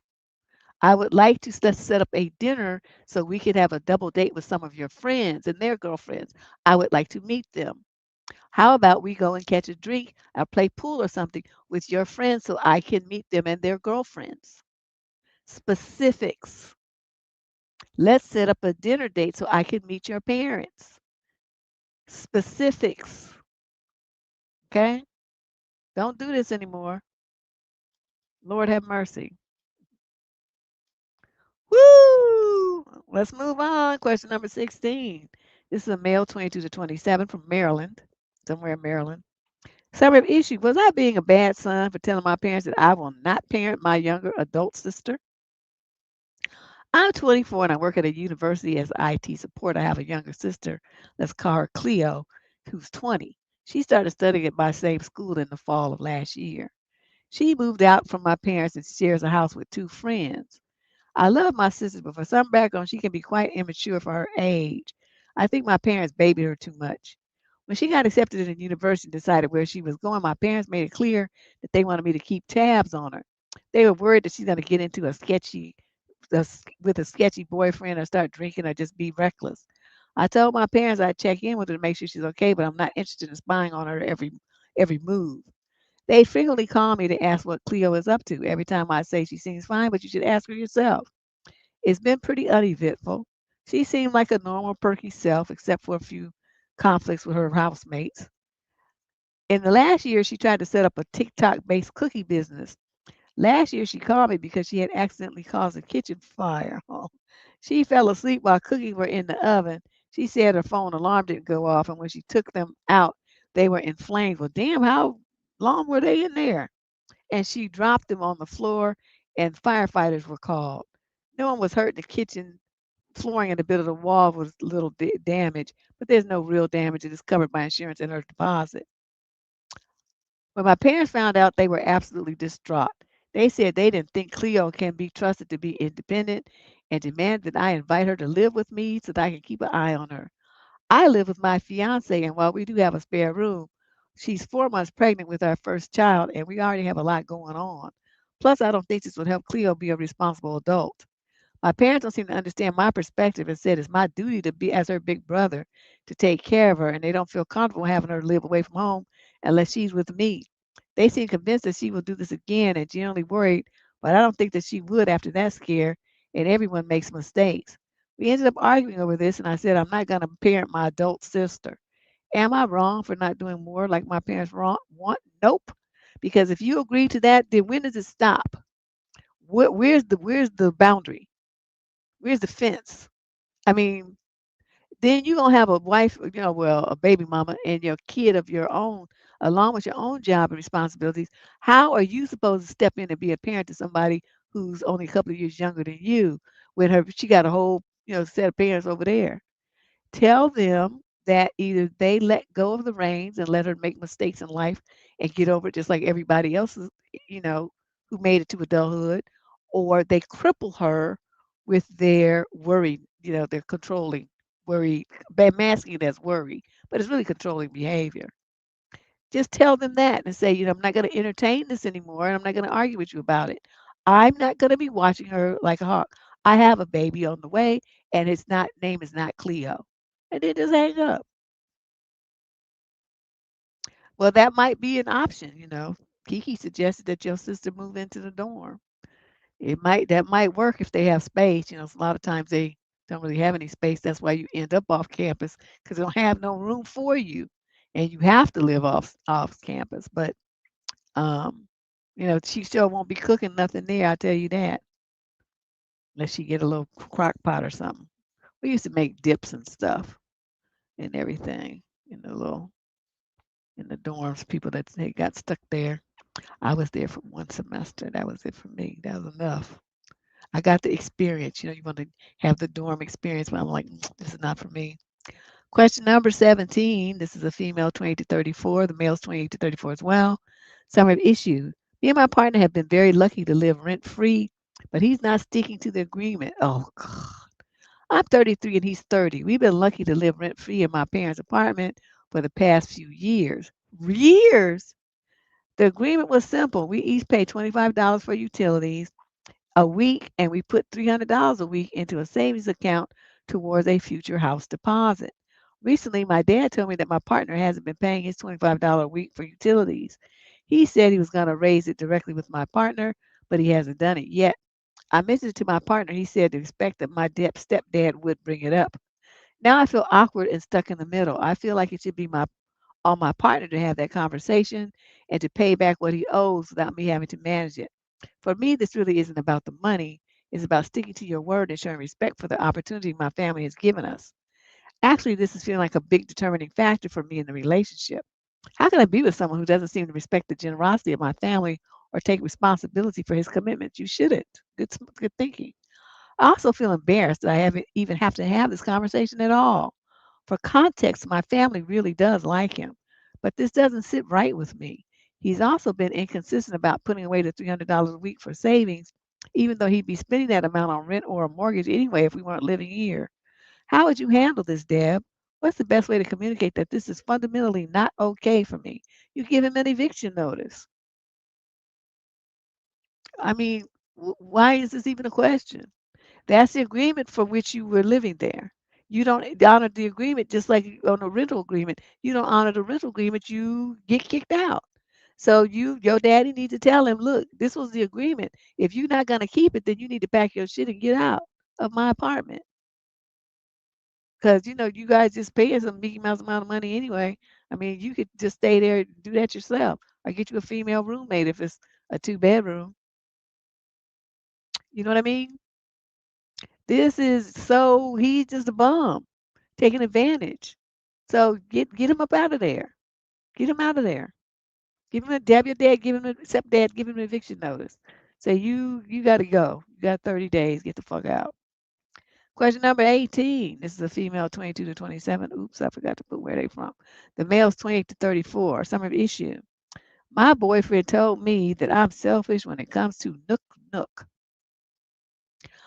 For context, I'm 27, he's 28. We've been together 2 years and living together for one. For the past 8 months, he's been unemployed and I have been the sole breadwinner. It definitely frustrated me that he does not have a job yet, but I know he tries. Recently, though, I've noticed he's been playing more video games rather than looking for a job and kind of neglected the house while I'm working. I get home so tired and then I have to clean up and do things around the house myself. I've told him time and time again that he should try to do more chores to keep it fair since he's home 24/7 now. He's told me that he's been so irritated and frustrated from all the job rejections he's getting, and most of all because of the lack of nook nook we've been having. I tried to explain to him that it's mostly because I've had to work extra hours just to keep both of us alive. And when I do have a day off, I just like to completely shut off and rest when I can because my job is so exhausting. I work in healthcare. He called me selfish because, like, I don't want to show intimacy as much anymore and only want nook nook when it's convenient for me. Like Nook Nook is a reward or something. He says I don't initiate physical contact like I used to either. I don't know how many times I've explained to him that I'm frustrated too because I want him to look harder for a job, have a job, stop focusing so much on playing video games. I want him to do more around the house. I want to feel some stability and security financially. I want some support in this economy. I don't know how to explain it to him because I've been so exhausted. Nook Nook is almost the last thing on my mind because I'm worried about right now is we can pay our next month's bill. Well, what you have to do is put your Deb hat on and he's gonna start whining about, well, he's been getting rejection from the job, and you haven't been giving him no nook nook. You're supposed to say, first of all, I told you I'm exhausted because I'm doing the job of the man and the woman and supporting this household for almost a year, while you sit around your ass playing video games. The second thing is my coochie does not work for men with no jobs. So you understand that. Until you get one, we ain't fucking. That's just how it's gonna be. Cause you don't have no job. So if something were to happen and I were to get pregnant and need some, be looking at a baby or need to get a termination, you don't have any funds for that. You would be no. So guess what? People who can't take any responsibility financially for what happens after they have Nook Nook, which could be a kid, then they don't get Nook Nook because they're not ready. So I don't know what to tell you. That's my final answer, Bob. So don't talk to me about this until you get a fucking job and get some money. And I don't care about how much rejection you get. That's part and parcel of being an adult. Everything ain't gonna go your way, but you keep grinding because you know that that's what you need to do. Even if you have to get up and go work at a fast food place in the interim so you could make some money to help with these bills in the house where you live, feed yourself and put the roof over your head, you would do that. They're always hiring at fast food restaurants, but people don't want to work there because they feel like it's beneath them. But you need some money. The only reason he's still having a roof over his head and stuff because you stepping up and filling in the gaps for him. If he didn't have anybody to fill in them gaps, guess where he would be? He wouldn't be sitting on the couch playing video games, I tell you that. So you think about that. No, she shouldn't move. She should kick him out because while he's at home all day, right? So he's running the heat, he's running the light bill, so all the bills are more expensive. She's buying food for him. Since he don't have no money, that means she's got to pay whatever phone bill and stuff like that for him too. Without him there, she can handle the expenses for the household by herself perfectly fine. The problem is that she's covering for him and her, and he's not covering for himself. That's the problem.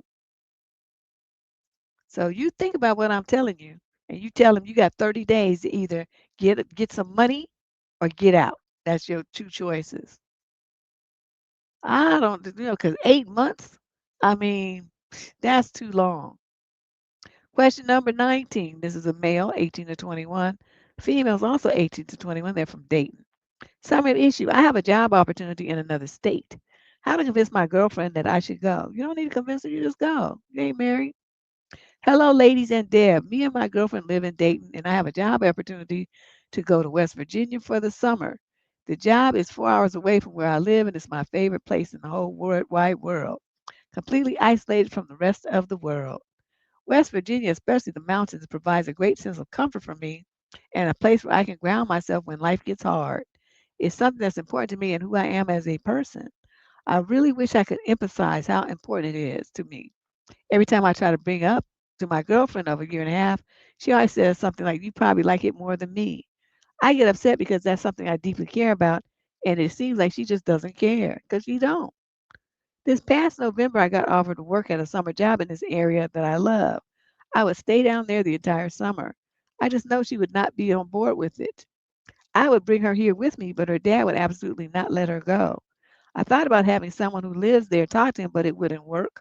The likelihood that it would happen that she could come with me is like less than 1%. I'm wondering if I should just take the job and do this anyway. I have support from my family. It's just a once in a lifetime opportunity for me. And I have a summer job from 22 to 2024 that I love to quit because I wanted to be with her. Oh no, we'll see. Your parents, I don't know why they let you do that because if you're only 18 now, that means you was still a minor. You were 16, and you had a summer job that you quit because you didn't go to because you wanted to be with her. As your parent and you're a minor child, I would have said, no, you're not going to do that. Your future is riding on these choices that you make right now. You are not going to put your life on hold for some broad. You ain't doing that at 16. You're not doing that at 17. You're not doing that at 18. And you're not doing that at any time until you out of this house and fending for yourself. Then you can make them kind of choices.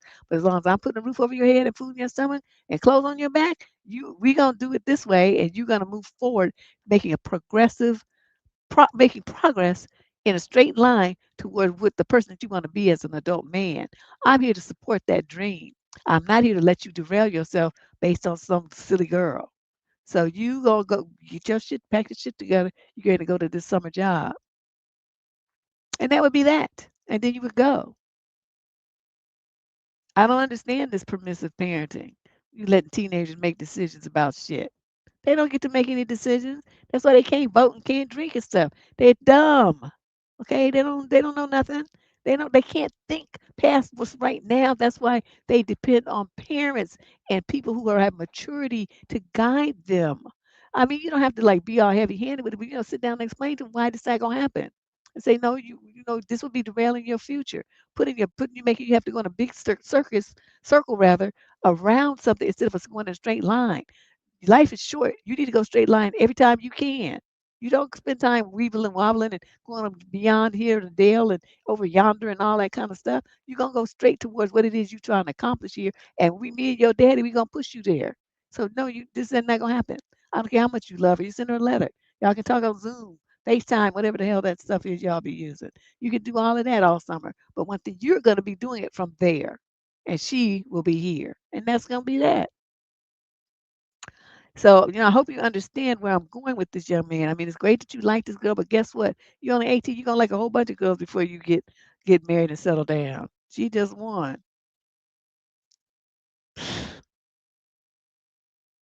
Question 20. She's 22 to 27. The male's 28 to 34. Summer issue. My boyfriend and I have been together for 2 years, and I think I'm losing attraction to him because he doesn't lead. I feel like a mentor. Wow. I'm really struggling to feel feminine in my relationship. That's a long summary. We've had so many discussions about how to make the relationship better, and it just doesn't change. For a while, he was constantly complaining about work, and I got exhausted having to comfort him about the smallest work things while I'm working too. He was always bickering with a coworker, and I get the frustration, but it was almost every day. I felt like he just couldn't manage his own emotions. When we first met, he didn't have his driver's license. I felt like I had to push him to get it. He doesn't have any drive or goals for the future that I haven't pushed onto him. Just no ambition. And I feel like I have to pull his weight to get us to where I want us to be in life.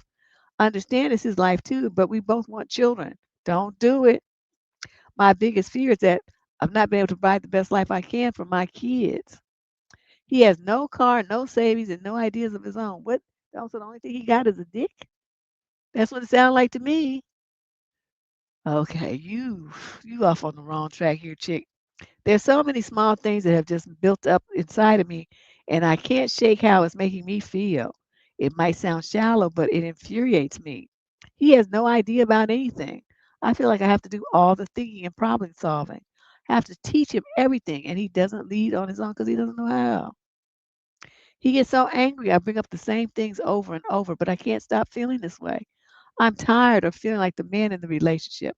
I've stepped into such a masculine role, and he says that's why he isn't able to step up. With everything I bring up, he says it is something I have to teach him to do. I don't feel like he even tries to think for himself. I am always switched on. I'm always thinking for him and for us. I'm not who I used to be anymore. I'm bitter and angry all the time. What do I do to make this better for us? How do I step back when I can't trust his judgment? You break this off and you end it. See, this is sad. This is what happens when young men get raised up with no dad, or they got a useless daddy, like one that's in prison or doing stupid shit. He's not really a role model of manhood for them. This is exactly what is happening out here in this world with these young boys. They don't know nothing. They don't have no skills. Can't fix nothing. Don't understand nothing. Don't know how to treat women. Don't know how to be in a relationship. They don't know how to dress appropriately. They don't know how to speak to people appropriately. They don't show any respect for people. This is horrible. All those are the kind of things that your daddy would teach you. Mothers teach a lot of it too, but young men they need to model themselves after another man. They need to see how show being respectful to women looks, and then they can emulate it. They need to see how coming in after work and helping with the kids and the housework and cooking dinner for everybody and pampering your wife looks. Then they can emulate that. Men are different from women in that way.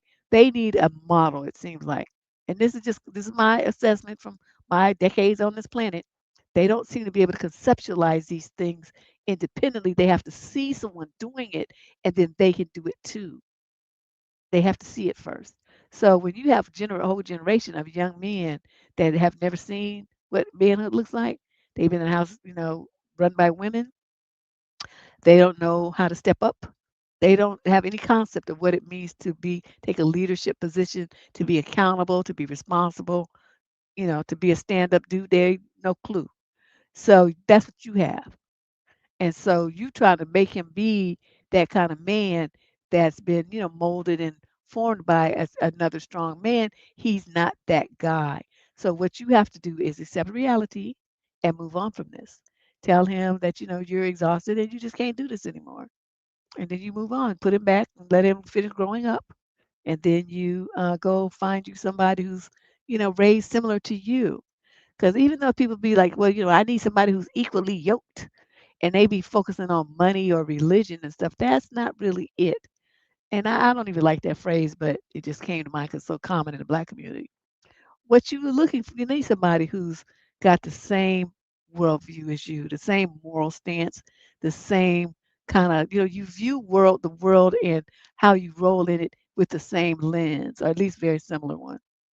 So you guys are on in accord with what being responsible means, what being accountable means, what being a family oriented means, what these kind of things that have nothing to do with religion. It have nothing to do with God, Jesus, or Allah. Nothing. It has to do with who you are as a person and how you align with this other individual. Are you guys in sync? Do you see things the same? Do you have the same desires and goals out of life? Do you want to be with this person? They want to be with you, and you guys see things alike. Your views are in alignment. If you don't have that, you feel like you got to force it like this, it's never going to work. It's never going to work. So you got to just have to accept that this is not the dude for you. I mean, it's been a nice run. I'm sure he's a nice little guy and stuff, but he's not the man for you. Just let him go. Question number 21. This is a young lady, 35 to 42 age group. Term issue: what to do about my partner constantly bad mouthing me? What? We're both 40 and we've been together for 10 years. We live together and have young children. He is also, you a baby mama, okay. He has always been a gossip queen, especially with his mother. I've overheard him on several occasions bad mouthing me to his mother, his sister, and his friends. Wow. It will be over the most benign things. We'll have a very minor disagreement, not heated or anything. Nobody's yelling or anything like that. He will retell it to people and blow everything way out of proportion. He always villainizes me. He never takes accountability for any of the hardships in our relationship. The blame is always shirked off to me.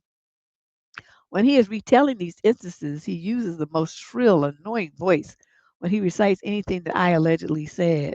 It's to the point where his friends and family think ill of me because of his constant bashing. When we are together, he never voices any issue that he has with me, but he's always going off about me behind my back. I brought this up many times and expressed how much it hurts me. I feel like I just can't trust him and he isn't on my team. It's like he truly doesn't like me. I feel like there's nothing I can do or say that's safe from his ridicule. And I know that anytime I'm not around, he is most definitely tearing my name to shreds. I can't move out. It's not an option. I don't know how to deal with this anymore. He won't stop. Well, I don't know why you can't move out and it's not an option. It sounds like it's you better figure out how to make it an option because what's happening is you are in a relationship with a man who you're right, he doesn't like not only does he not like you, he doesn't respect you at all. At all. None, zero. So you have a situation where you are living with a man and it sounds like maybe somewhat dependent upon a man who doesn't respect you, talks about you like you have a tail and paws, and just bashes you to everybody who will listen. Um, and yet you stay with him. To see the position that that puts you in, you're saying that it's not an option. I'm telling you, you better figure out a way to make it one. What's going to happen is your self-esteem is going to go lower and lower and lower and lower. And at some point, you know, these tend do they it tends when they get tired of bashing you, they start in on the kids. And then your kids start having negatively impacted self-esteem as well. Who knows what's going on here? But I don't understand why, you would stay with somebody for 10 years and have multiple kids by him in a situation like this. Wasn't one bad enough? Wasn't one enough for you? You had to repeat it and get yourself stuck there? No. Bad decisions, girlfriend. But I'm telling you, you better start thinking about this.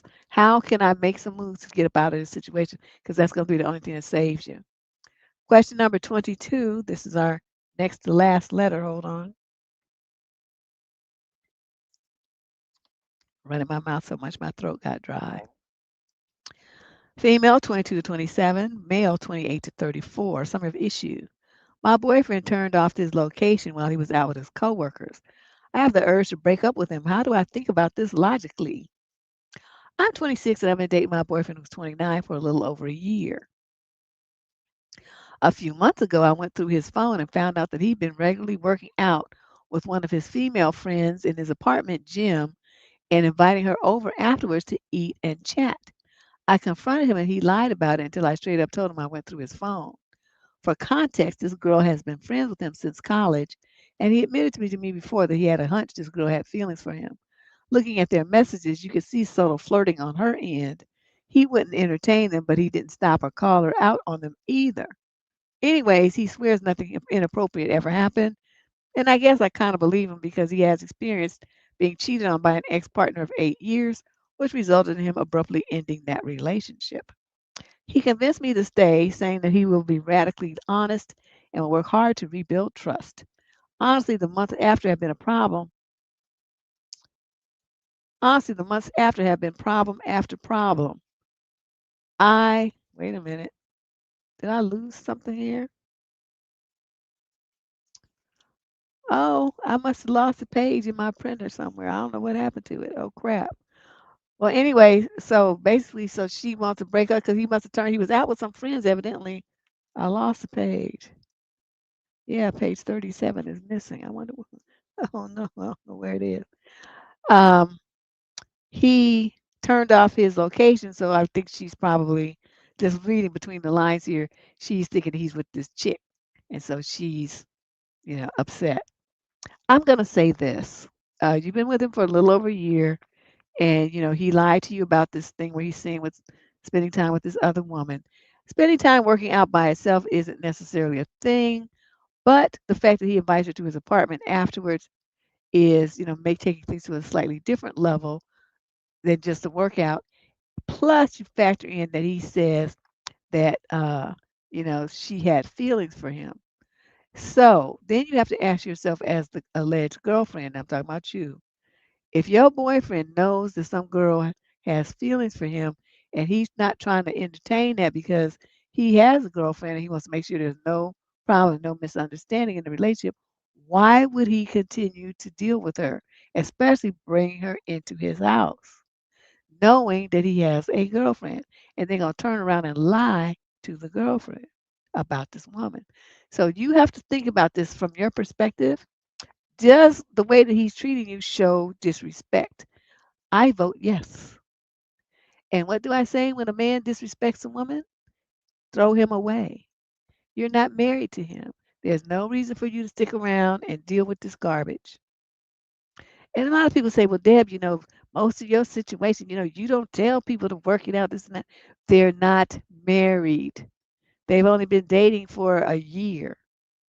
She's had drama with him already, and it's only been a year. She done caught him lying to her about some other woman, and it's only been a year. She feels so insecure, she want to turn locations and track dude, and it's only been a year. No, this is going in a bad direction. If you got to do all that to keep up with a man, and then he just get to be able to hide you, to hide where he's doing, he got to turn his location off so you won't know. Don't you think that that's not really a good relationship? There's no trust there. There's no authenticity there. There's some hiding and game playing and undercover corner cutting going on there. There's definitely some manipulation going on there. Now, when you say to me, Deb, you tell people to break up too much, you explain to me why I would endorse a relationship like that. Why I would tell somebody, "Oh, yeah, this girl, he lied to you and he cheating on you and, he just playing all these games and, playing with this other chick's mind and stuff, and you should just deal with him anyway." Who does that? Who does that? Where they do that at? So all the people always criticizing because, they be sending me emails and posting comments and stuff to complain about that. Well, they don't need to be together. That's the problem with that's how they got in this situation now. Trying to listening to you guys instead of listening to me. Don't waste your energy on a man who doesn't respect you. There's no reason for these girls to be in these relationships, giving these men their love and their attention, cooking for them, cleaning for them, and having babies with them and loving them. Why would you do that to yourself? Don't you think that you deserve more? You should be able to get back exactly what you give. You're giving love and stuff in a vacuum, and these dudes are just like using it, taking it up, using it, and then going and running around with these other women and stuff, lying to you, using you, trying to pimp you out, pimp you for a house, a place to stay, pimping you for your money while you take care of him while he sits around his ass playing video games and eating up all the food and running up all the light bills and stuff. These are not healthy relationships where these young ladies are being respected and loved. None of them should be in these relationships with these clowns. Not one of these men that have written in here tonight deserve to have these women in their life. Not one. So now, you don't like that? Guess what? Yeah, breakup is the right answer because the girls need to respect themselves more, honor yourself more. If they did, they wouldn't even have to write this because they would have been, girl, just let me tell you about this clown that was in and out of my life real quick. Let me tell you what I did. That would be the letters that we get. Instead, these girls are pouring out their heart because they they really wanted somebody to love them, but they don't understand that the person that you chose and that you've given all this love to is never going to love you back the way that you want to be loved, the way that you deserve to be. It's not going to happen. It's not in his nature. It's not who this man is. You're wasting your time. So accept reality and then get rid of these fools. Okay? They don't respect you. Just next them. I don't know what happened to that other page, y'all. But anyway, here's our last letter for today. Oh, that just so upsets me so much. Yes, thank you, Shay. Shay say faster. What would I do without Shay? Because that gets me upset. It's like, don't be telling me that that's the only answer I give. That's the answer that I need to give because I care about the women who write this column. I want them to be loved. I want them to be happy. I want them to be happy to wake up and be like, feel a joy and stuff, bouncing around and being excited about life in their relationship and stuff. Not crying and right here just all broken up and upset and depressed and stuff about their relationship. That's no relation. Nobody should be in a relationship like that. I don't even understand why that even came up as a question. Final question of today, then I'm gonna find me some wine or something. I'm gonna do something around here. This young lady's 28 to 34. The guy's the same age group. Summer issue. My boyfriend talks to me like I'm an incompetent child. Wow. My boyfriend and I have been dating for about a year, but we've known each other for a very long time. He can be incredibly sweet and loving, but other times it feels like he's my father scolding me and instructing me how to do something. Oftentimes when I've ever asked for instruction. No, I've never asked for instruction, that's what she said. He thinks he has to tell me how to do things when I don't need it or tell me something as if I don't know it already. For example, he'll be watching me play a single player video game and he backseats. He shakes his head when I mess up or raises his voice at me as if it really frustrates and bothers him when I make a mistake, as if I'm playing for rank or as if dying in the game means death for both of us in real life. Wow. He's a little too invested in this, isn't he? He'll say things like, well, don't do that when I get caught by an enemy, or, quote, next time do this, or, quote, don't have your head in the clouds. Wow. Last night I couldn't figure out something and I asked if I was stupid jokingly, and he said yes and ripped the controller from my hand and showed me why. He seemed genuinely annoyed that I'm not a pro gamer. I've been playing video games my entire life. I'm not good at them, but to say I don't know what I'm doing is far from the truth. And his backseating makes me anxious. I've talked to him about this before, and he gets apologized and agreed that it's not that serious, but he gets so heated in the moment, I wonder if he just forgets. He's honestly a pretty toxic gamer in general and shit talks people. So I think he thinks this is just gamer mentality. Other examples of this are when I'm driving. He'll comment on bumps in the road I need to avoid or tell me how to park or when to turn. Or when I lost my ID at the bar at New Year's Eve, he said, you should have gone in and asked him for it earlier instead of calling them or emailing them. It's always should have or could have. I feel frequently nitpicked and criticized over the smallest things. I'm starting to lose my confidence, and that's when it's time to cut ties.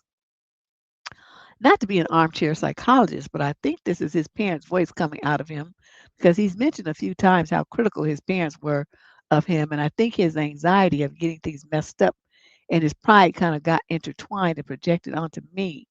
I don't know if I'm making sense. Yeah, that's very likely the case.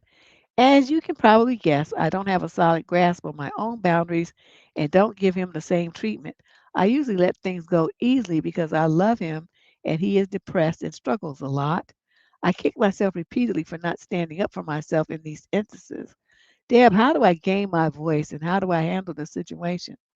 Well, it's going to require a slight adjustment in your approach, and I'm not sure. Just because I get an idea about, thanks, Chevette. Chevette is my new fan. I, you know, I get a feel for how people are by the way that they write. And you sound like a very like sincere, um, earnest, calm type of young lady, just like, oh, you're gonna be reasonable and consider things and that kind of person, not like, the edgy fly off the handle type. But I'm gonna tell you, when you have someone like this and you're the personality that you are, they take advantage of it. So, at some point you have to like flip the script on him. So he start let me get your letter back. Hold wait, is this the latest? I don't know what I did with it. Hold on. Okay, yeah. So he says, okay, so he's watching you play single player video games and he wants a back seat. What you do is you put the controller down and say, get the fuck out. Get out. I don't want you in here watching me and messing up my game. With your negative, nasty ass attitude. Just get out. Go do something with yourself. I don't want to hear a peep out of you. And then you go back to playing, put the headphones back on and go back to playing your game. Okay, so then, he tries to he gonna be snatching controllers out your hand and stuff. I would have just snatched it back and probably pushed him on the floor, saying that you don't know what you're doing, saying, well, you don't know what you're doing in this whole relationship. At least mine is limited to a video game. And then he wants to say that, um, he want to tell you there's just bumps on the road and stuff. Say, look, nobody died and made you the road sheriff and shit. I'm driving the car. You think you want such a good driver next time you drive the car. Don't ever ask me to drive you again. As a matter of fact, let me pull over here so you can get out and get you an Uber back to the house. So you have to kind of surprise him and shut him down. I mean, these, you might be severe because maybe it's middle of the night and he can't get an Uber. I don't know what the deal is where you live, but one thing you have to stop doing is letting him criticize you like that with no repercussions. If he's making you feel really bad about yourself, you need to reverse that, hold that mirror up, and make him feel bad about himself too. So he's criticizing you, criticize him back. So that's all you can do. Do you know you've never given me one compliment? All you ever do is nitpick and nag. You're such a fucking loser. I don't even know why I'm dating you. You get on my goddamn nerve. Stuff like that. Say that kind of stuff to him. Break him off a piece, as we used to say in the 90s.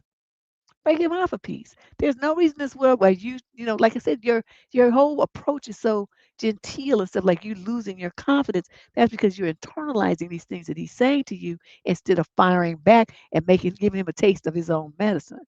That's what he needs. So he's used to that because that's how his parents treated him. So then just continue the trend. Since he likes it, what's good for the goose is good for the gander, right? Somebody had to tell me what a gander is because I was like, what is a gander anyway? Somebody on this channel looked it up for me and told me. I said, oh, okay, thank you. But what if people can dish out stuff, they should be able to take it. They gotta be able to take it. It's gonna be the end of February. I when did I pick a date? I didn't pick a date yet. But I blocked off 2 solid days on my calendar because I need one to do it and then one to recover from it. I'll let you guys know because I have to make the graphic and set everything up and stuff. But it's going to be interesting. I'll do some advice questions, but we're gonna talk about some topics, some hot topics that I want to talk about with you guys on February Day 2026. But yeah, look for that. I might actually put that up this weekend because I'm kind of lagging too. This is already, we almost finished with the first week of February. I haven't done squat. I just been so busy. It was busy, busy, busy. But anyway, thank you everybody for coming and listening to me be on my soapbox about these poor children. I really hope, I just want these young girls to do better. I wish parents would talk to their daughters more, instill in them a sense of confidence and a belief that they deserve better. They don't have to take this kind of stuff. They don't. These dudes are not the only men in the world. And no, you don't have to have a boyfriend. You don't have to have a relationship. Most of these young girls seem to be happier when they don't have one. Quiet as it's kept. Oh, was that you, Millie? Yes, I just remember somebody did it, and I was so happy because I was like, I've been saying that since I heard my grandmother say it, and never ever thought to see what it was a gander.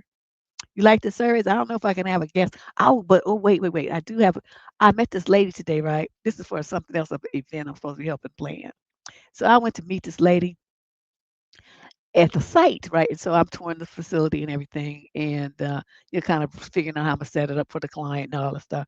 And so then we started talking about a wedding, and she said her sister was getting married. I said, "Oh, people still get married." And I made a joke, and she said, "So the sister is her second marriage after 35 years. Her husband died, and the dude's second marriage after 32 years. His wife died, so they're getting together." And so then she started talking about everybody in her family. Everybody's married 30 years, 40 years, 50 years. Her parents is married 65 years until her dad died. So um, we're looking at I'm just looking at trying to get some of the members of her family on to talk about that. Trying to convince them they never done anything like that before. So I'm like, but I'm going to do my best to convince them because I believe there's something in that family. There's some value, morals, some lesson that they share that they all have the skills to get not only choose the right partner, but to work it out so that the marriage actually works for decades. So that is a skill set that not many people have, and it's like a whole family of them. So yeah, wouldn't that be interesting? I was so excited. I was juiced after I talked to her. But I got to get through this event first. But we'll do that. I'm gonna look into that and hopefully try to get them on to do a show sometime in March. I'll let you guys know once it's confirmed if I can get them to do it. But I was juiced. I thought this was going to be great. But anyway, hopefully I will see you guys on Sunday. If I can't get it together, because I'm on I need Candace. I can't do this. Then I'll probably be Monday or Tuesday, but it'll be coming up soon. Just look for the date and pop on through. You guys have a good weekend. Talk to you later.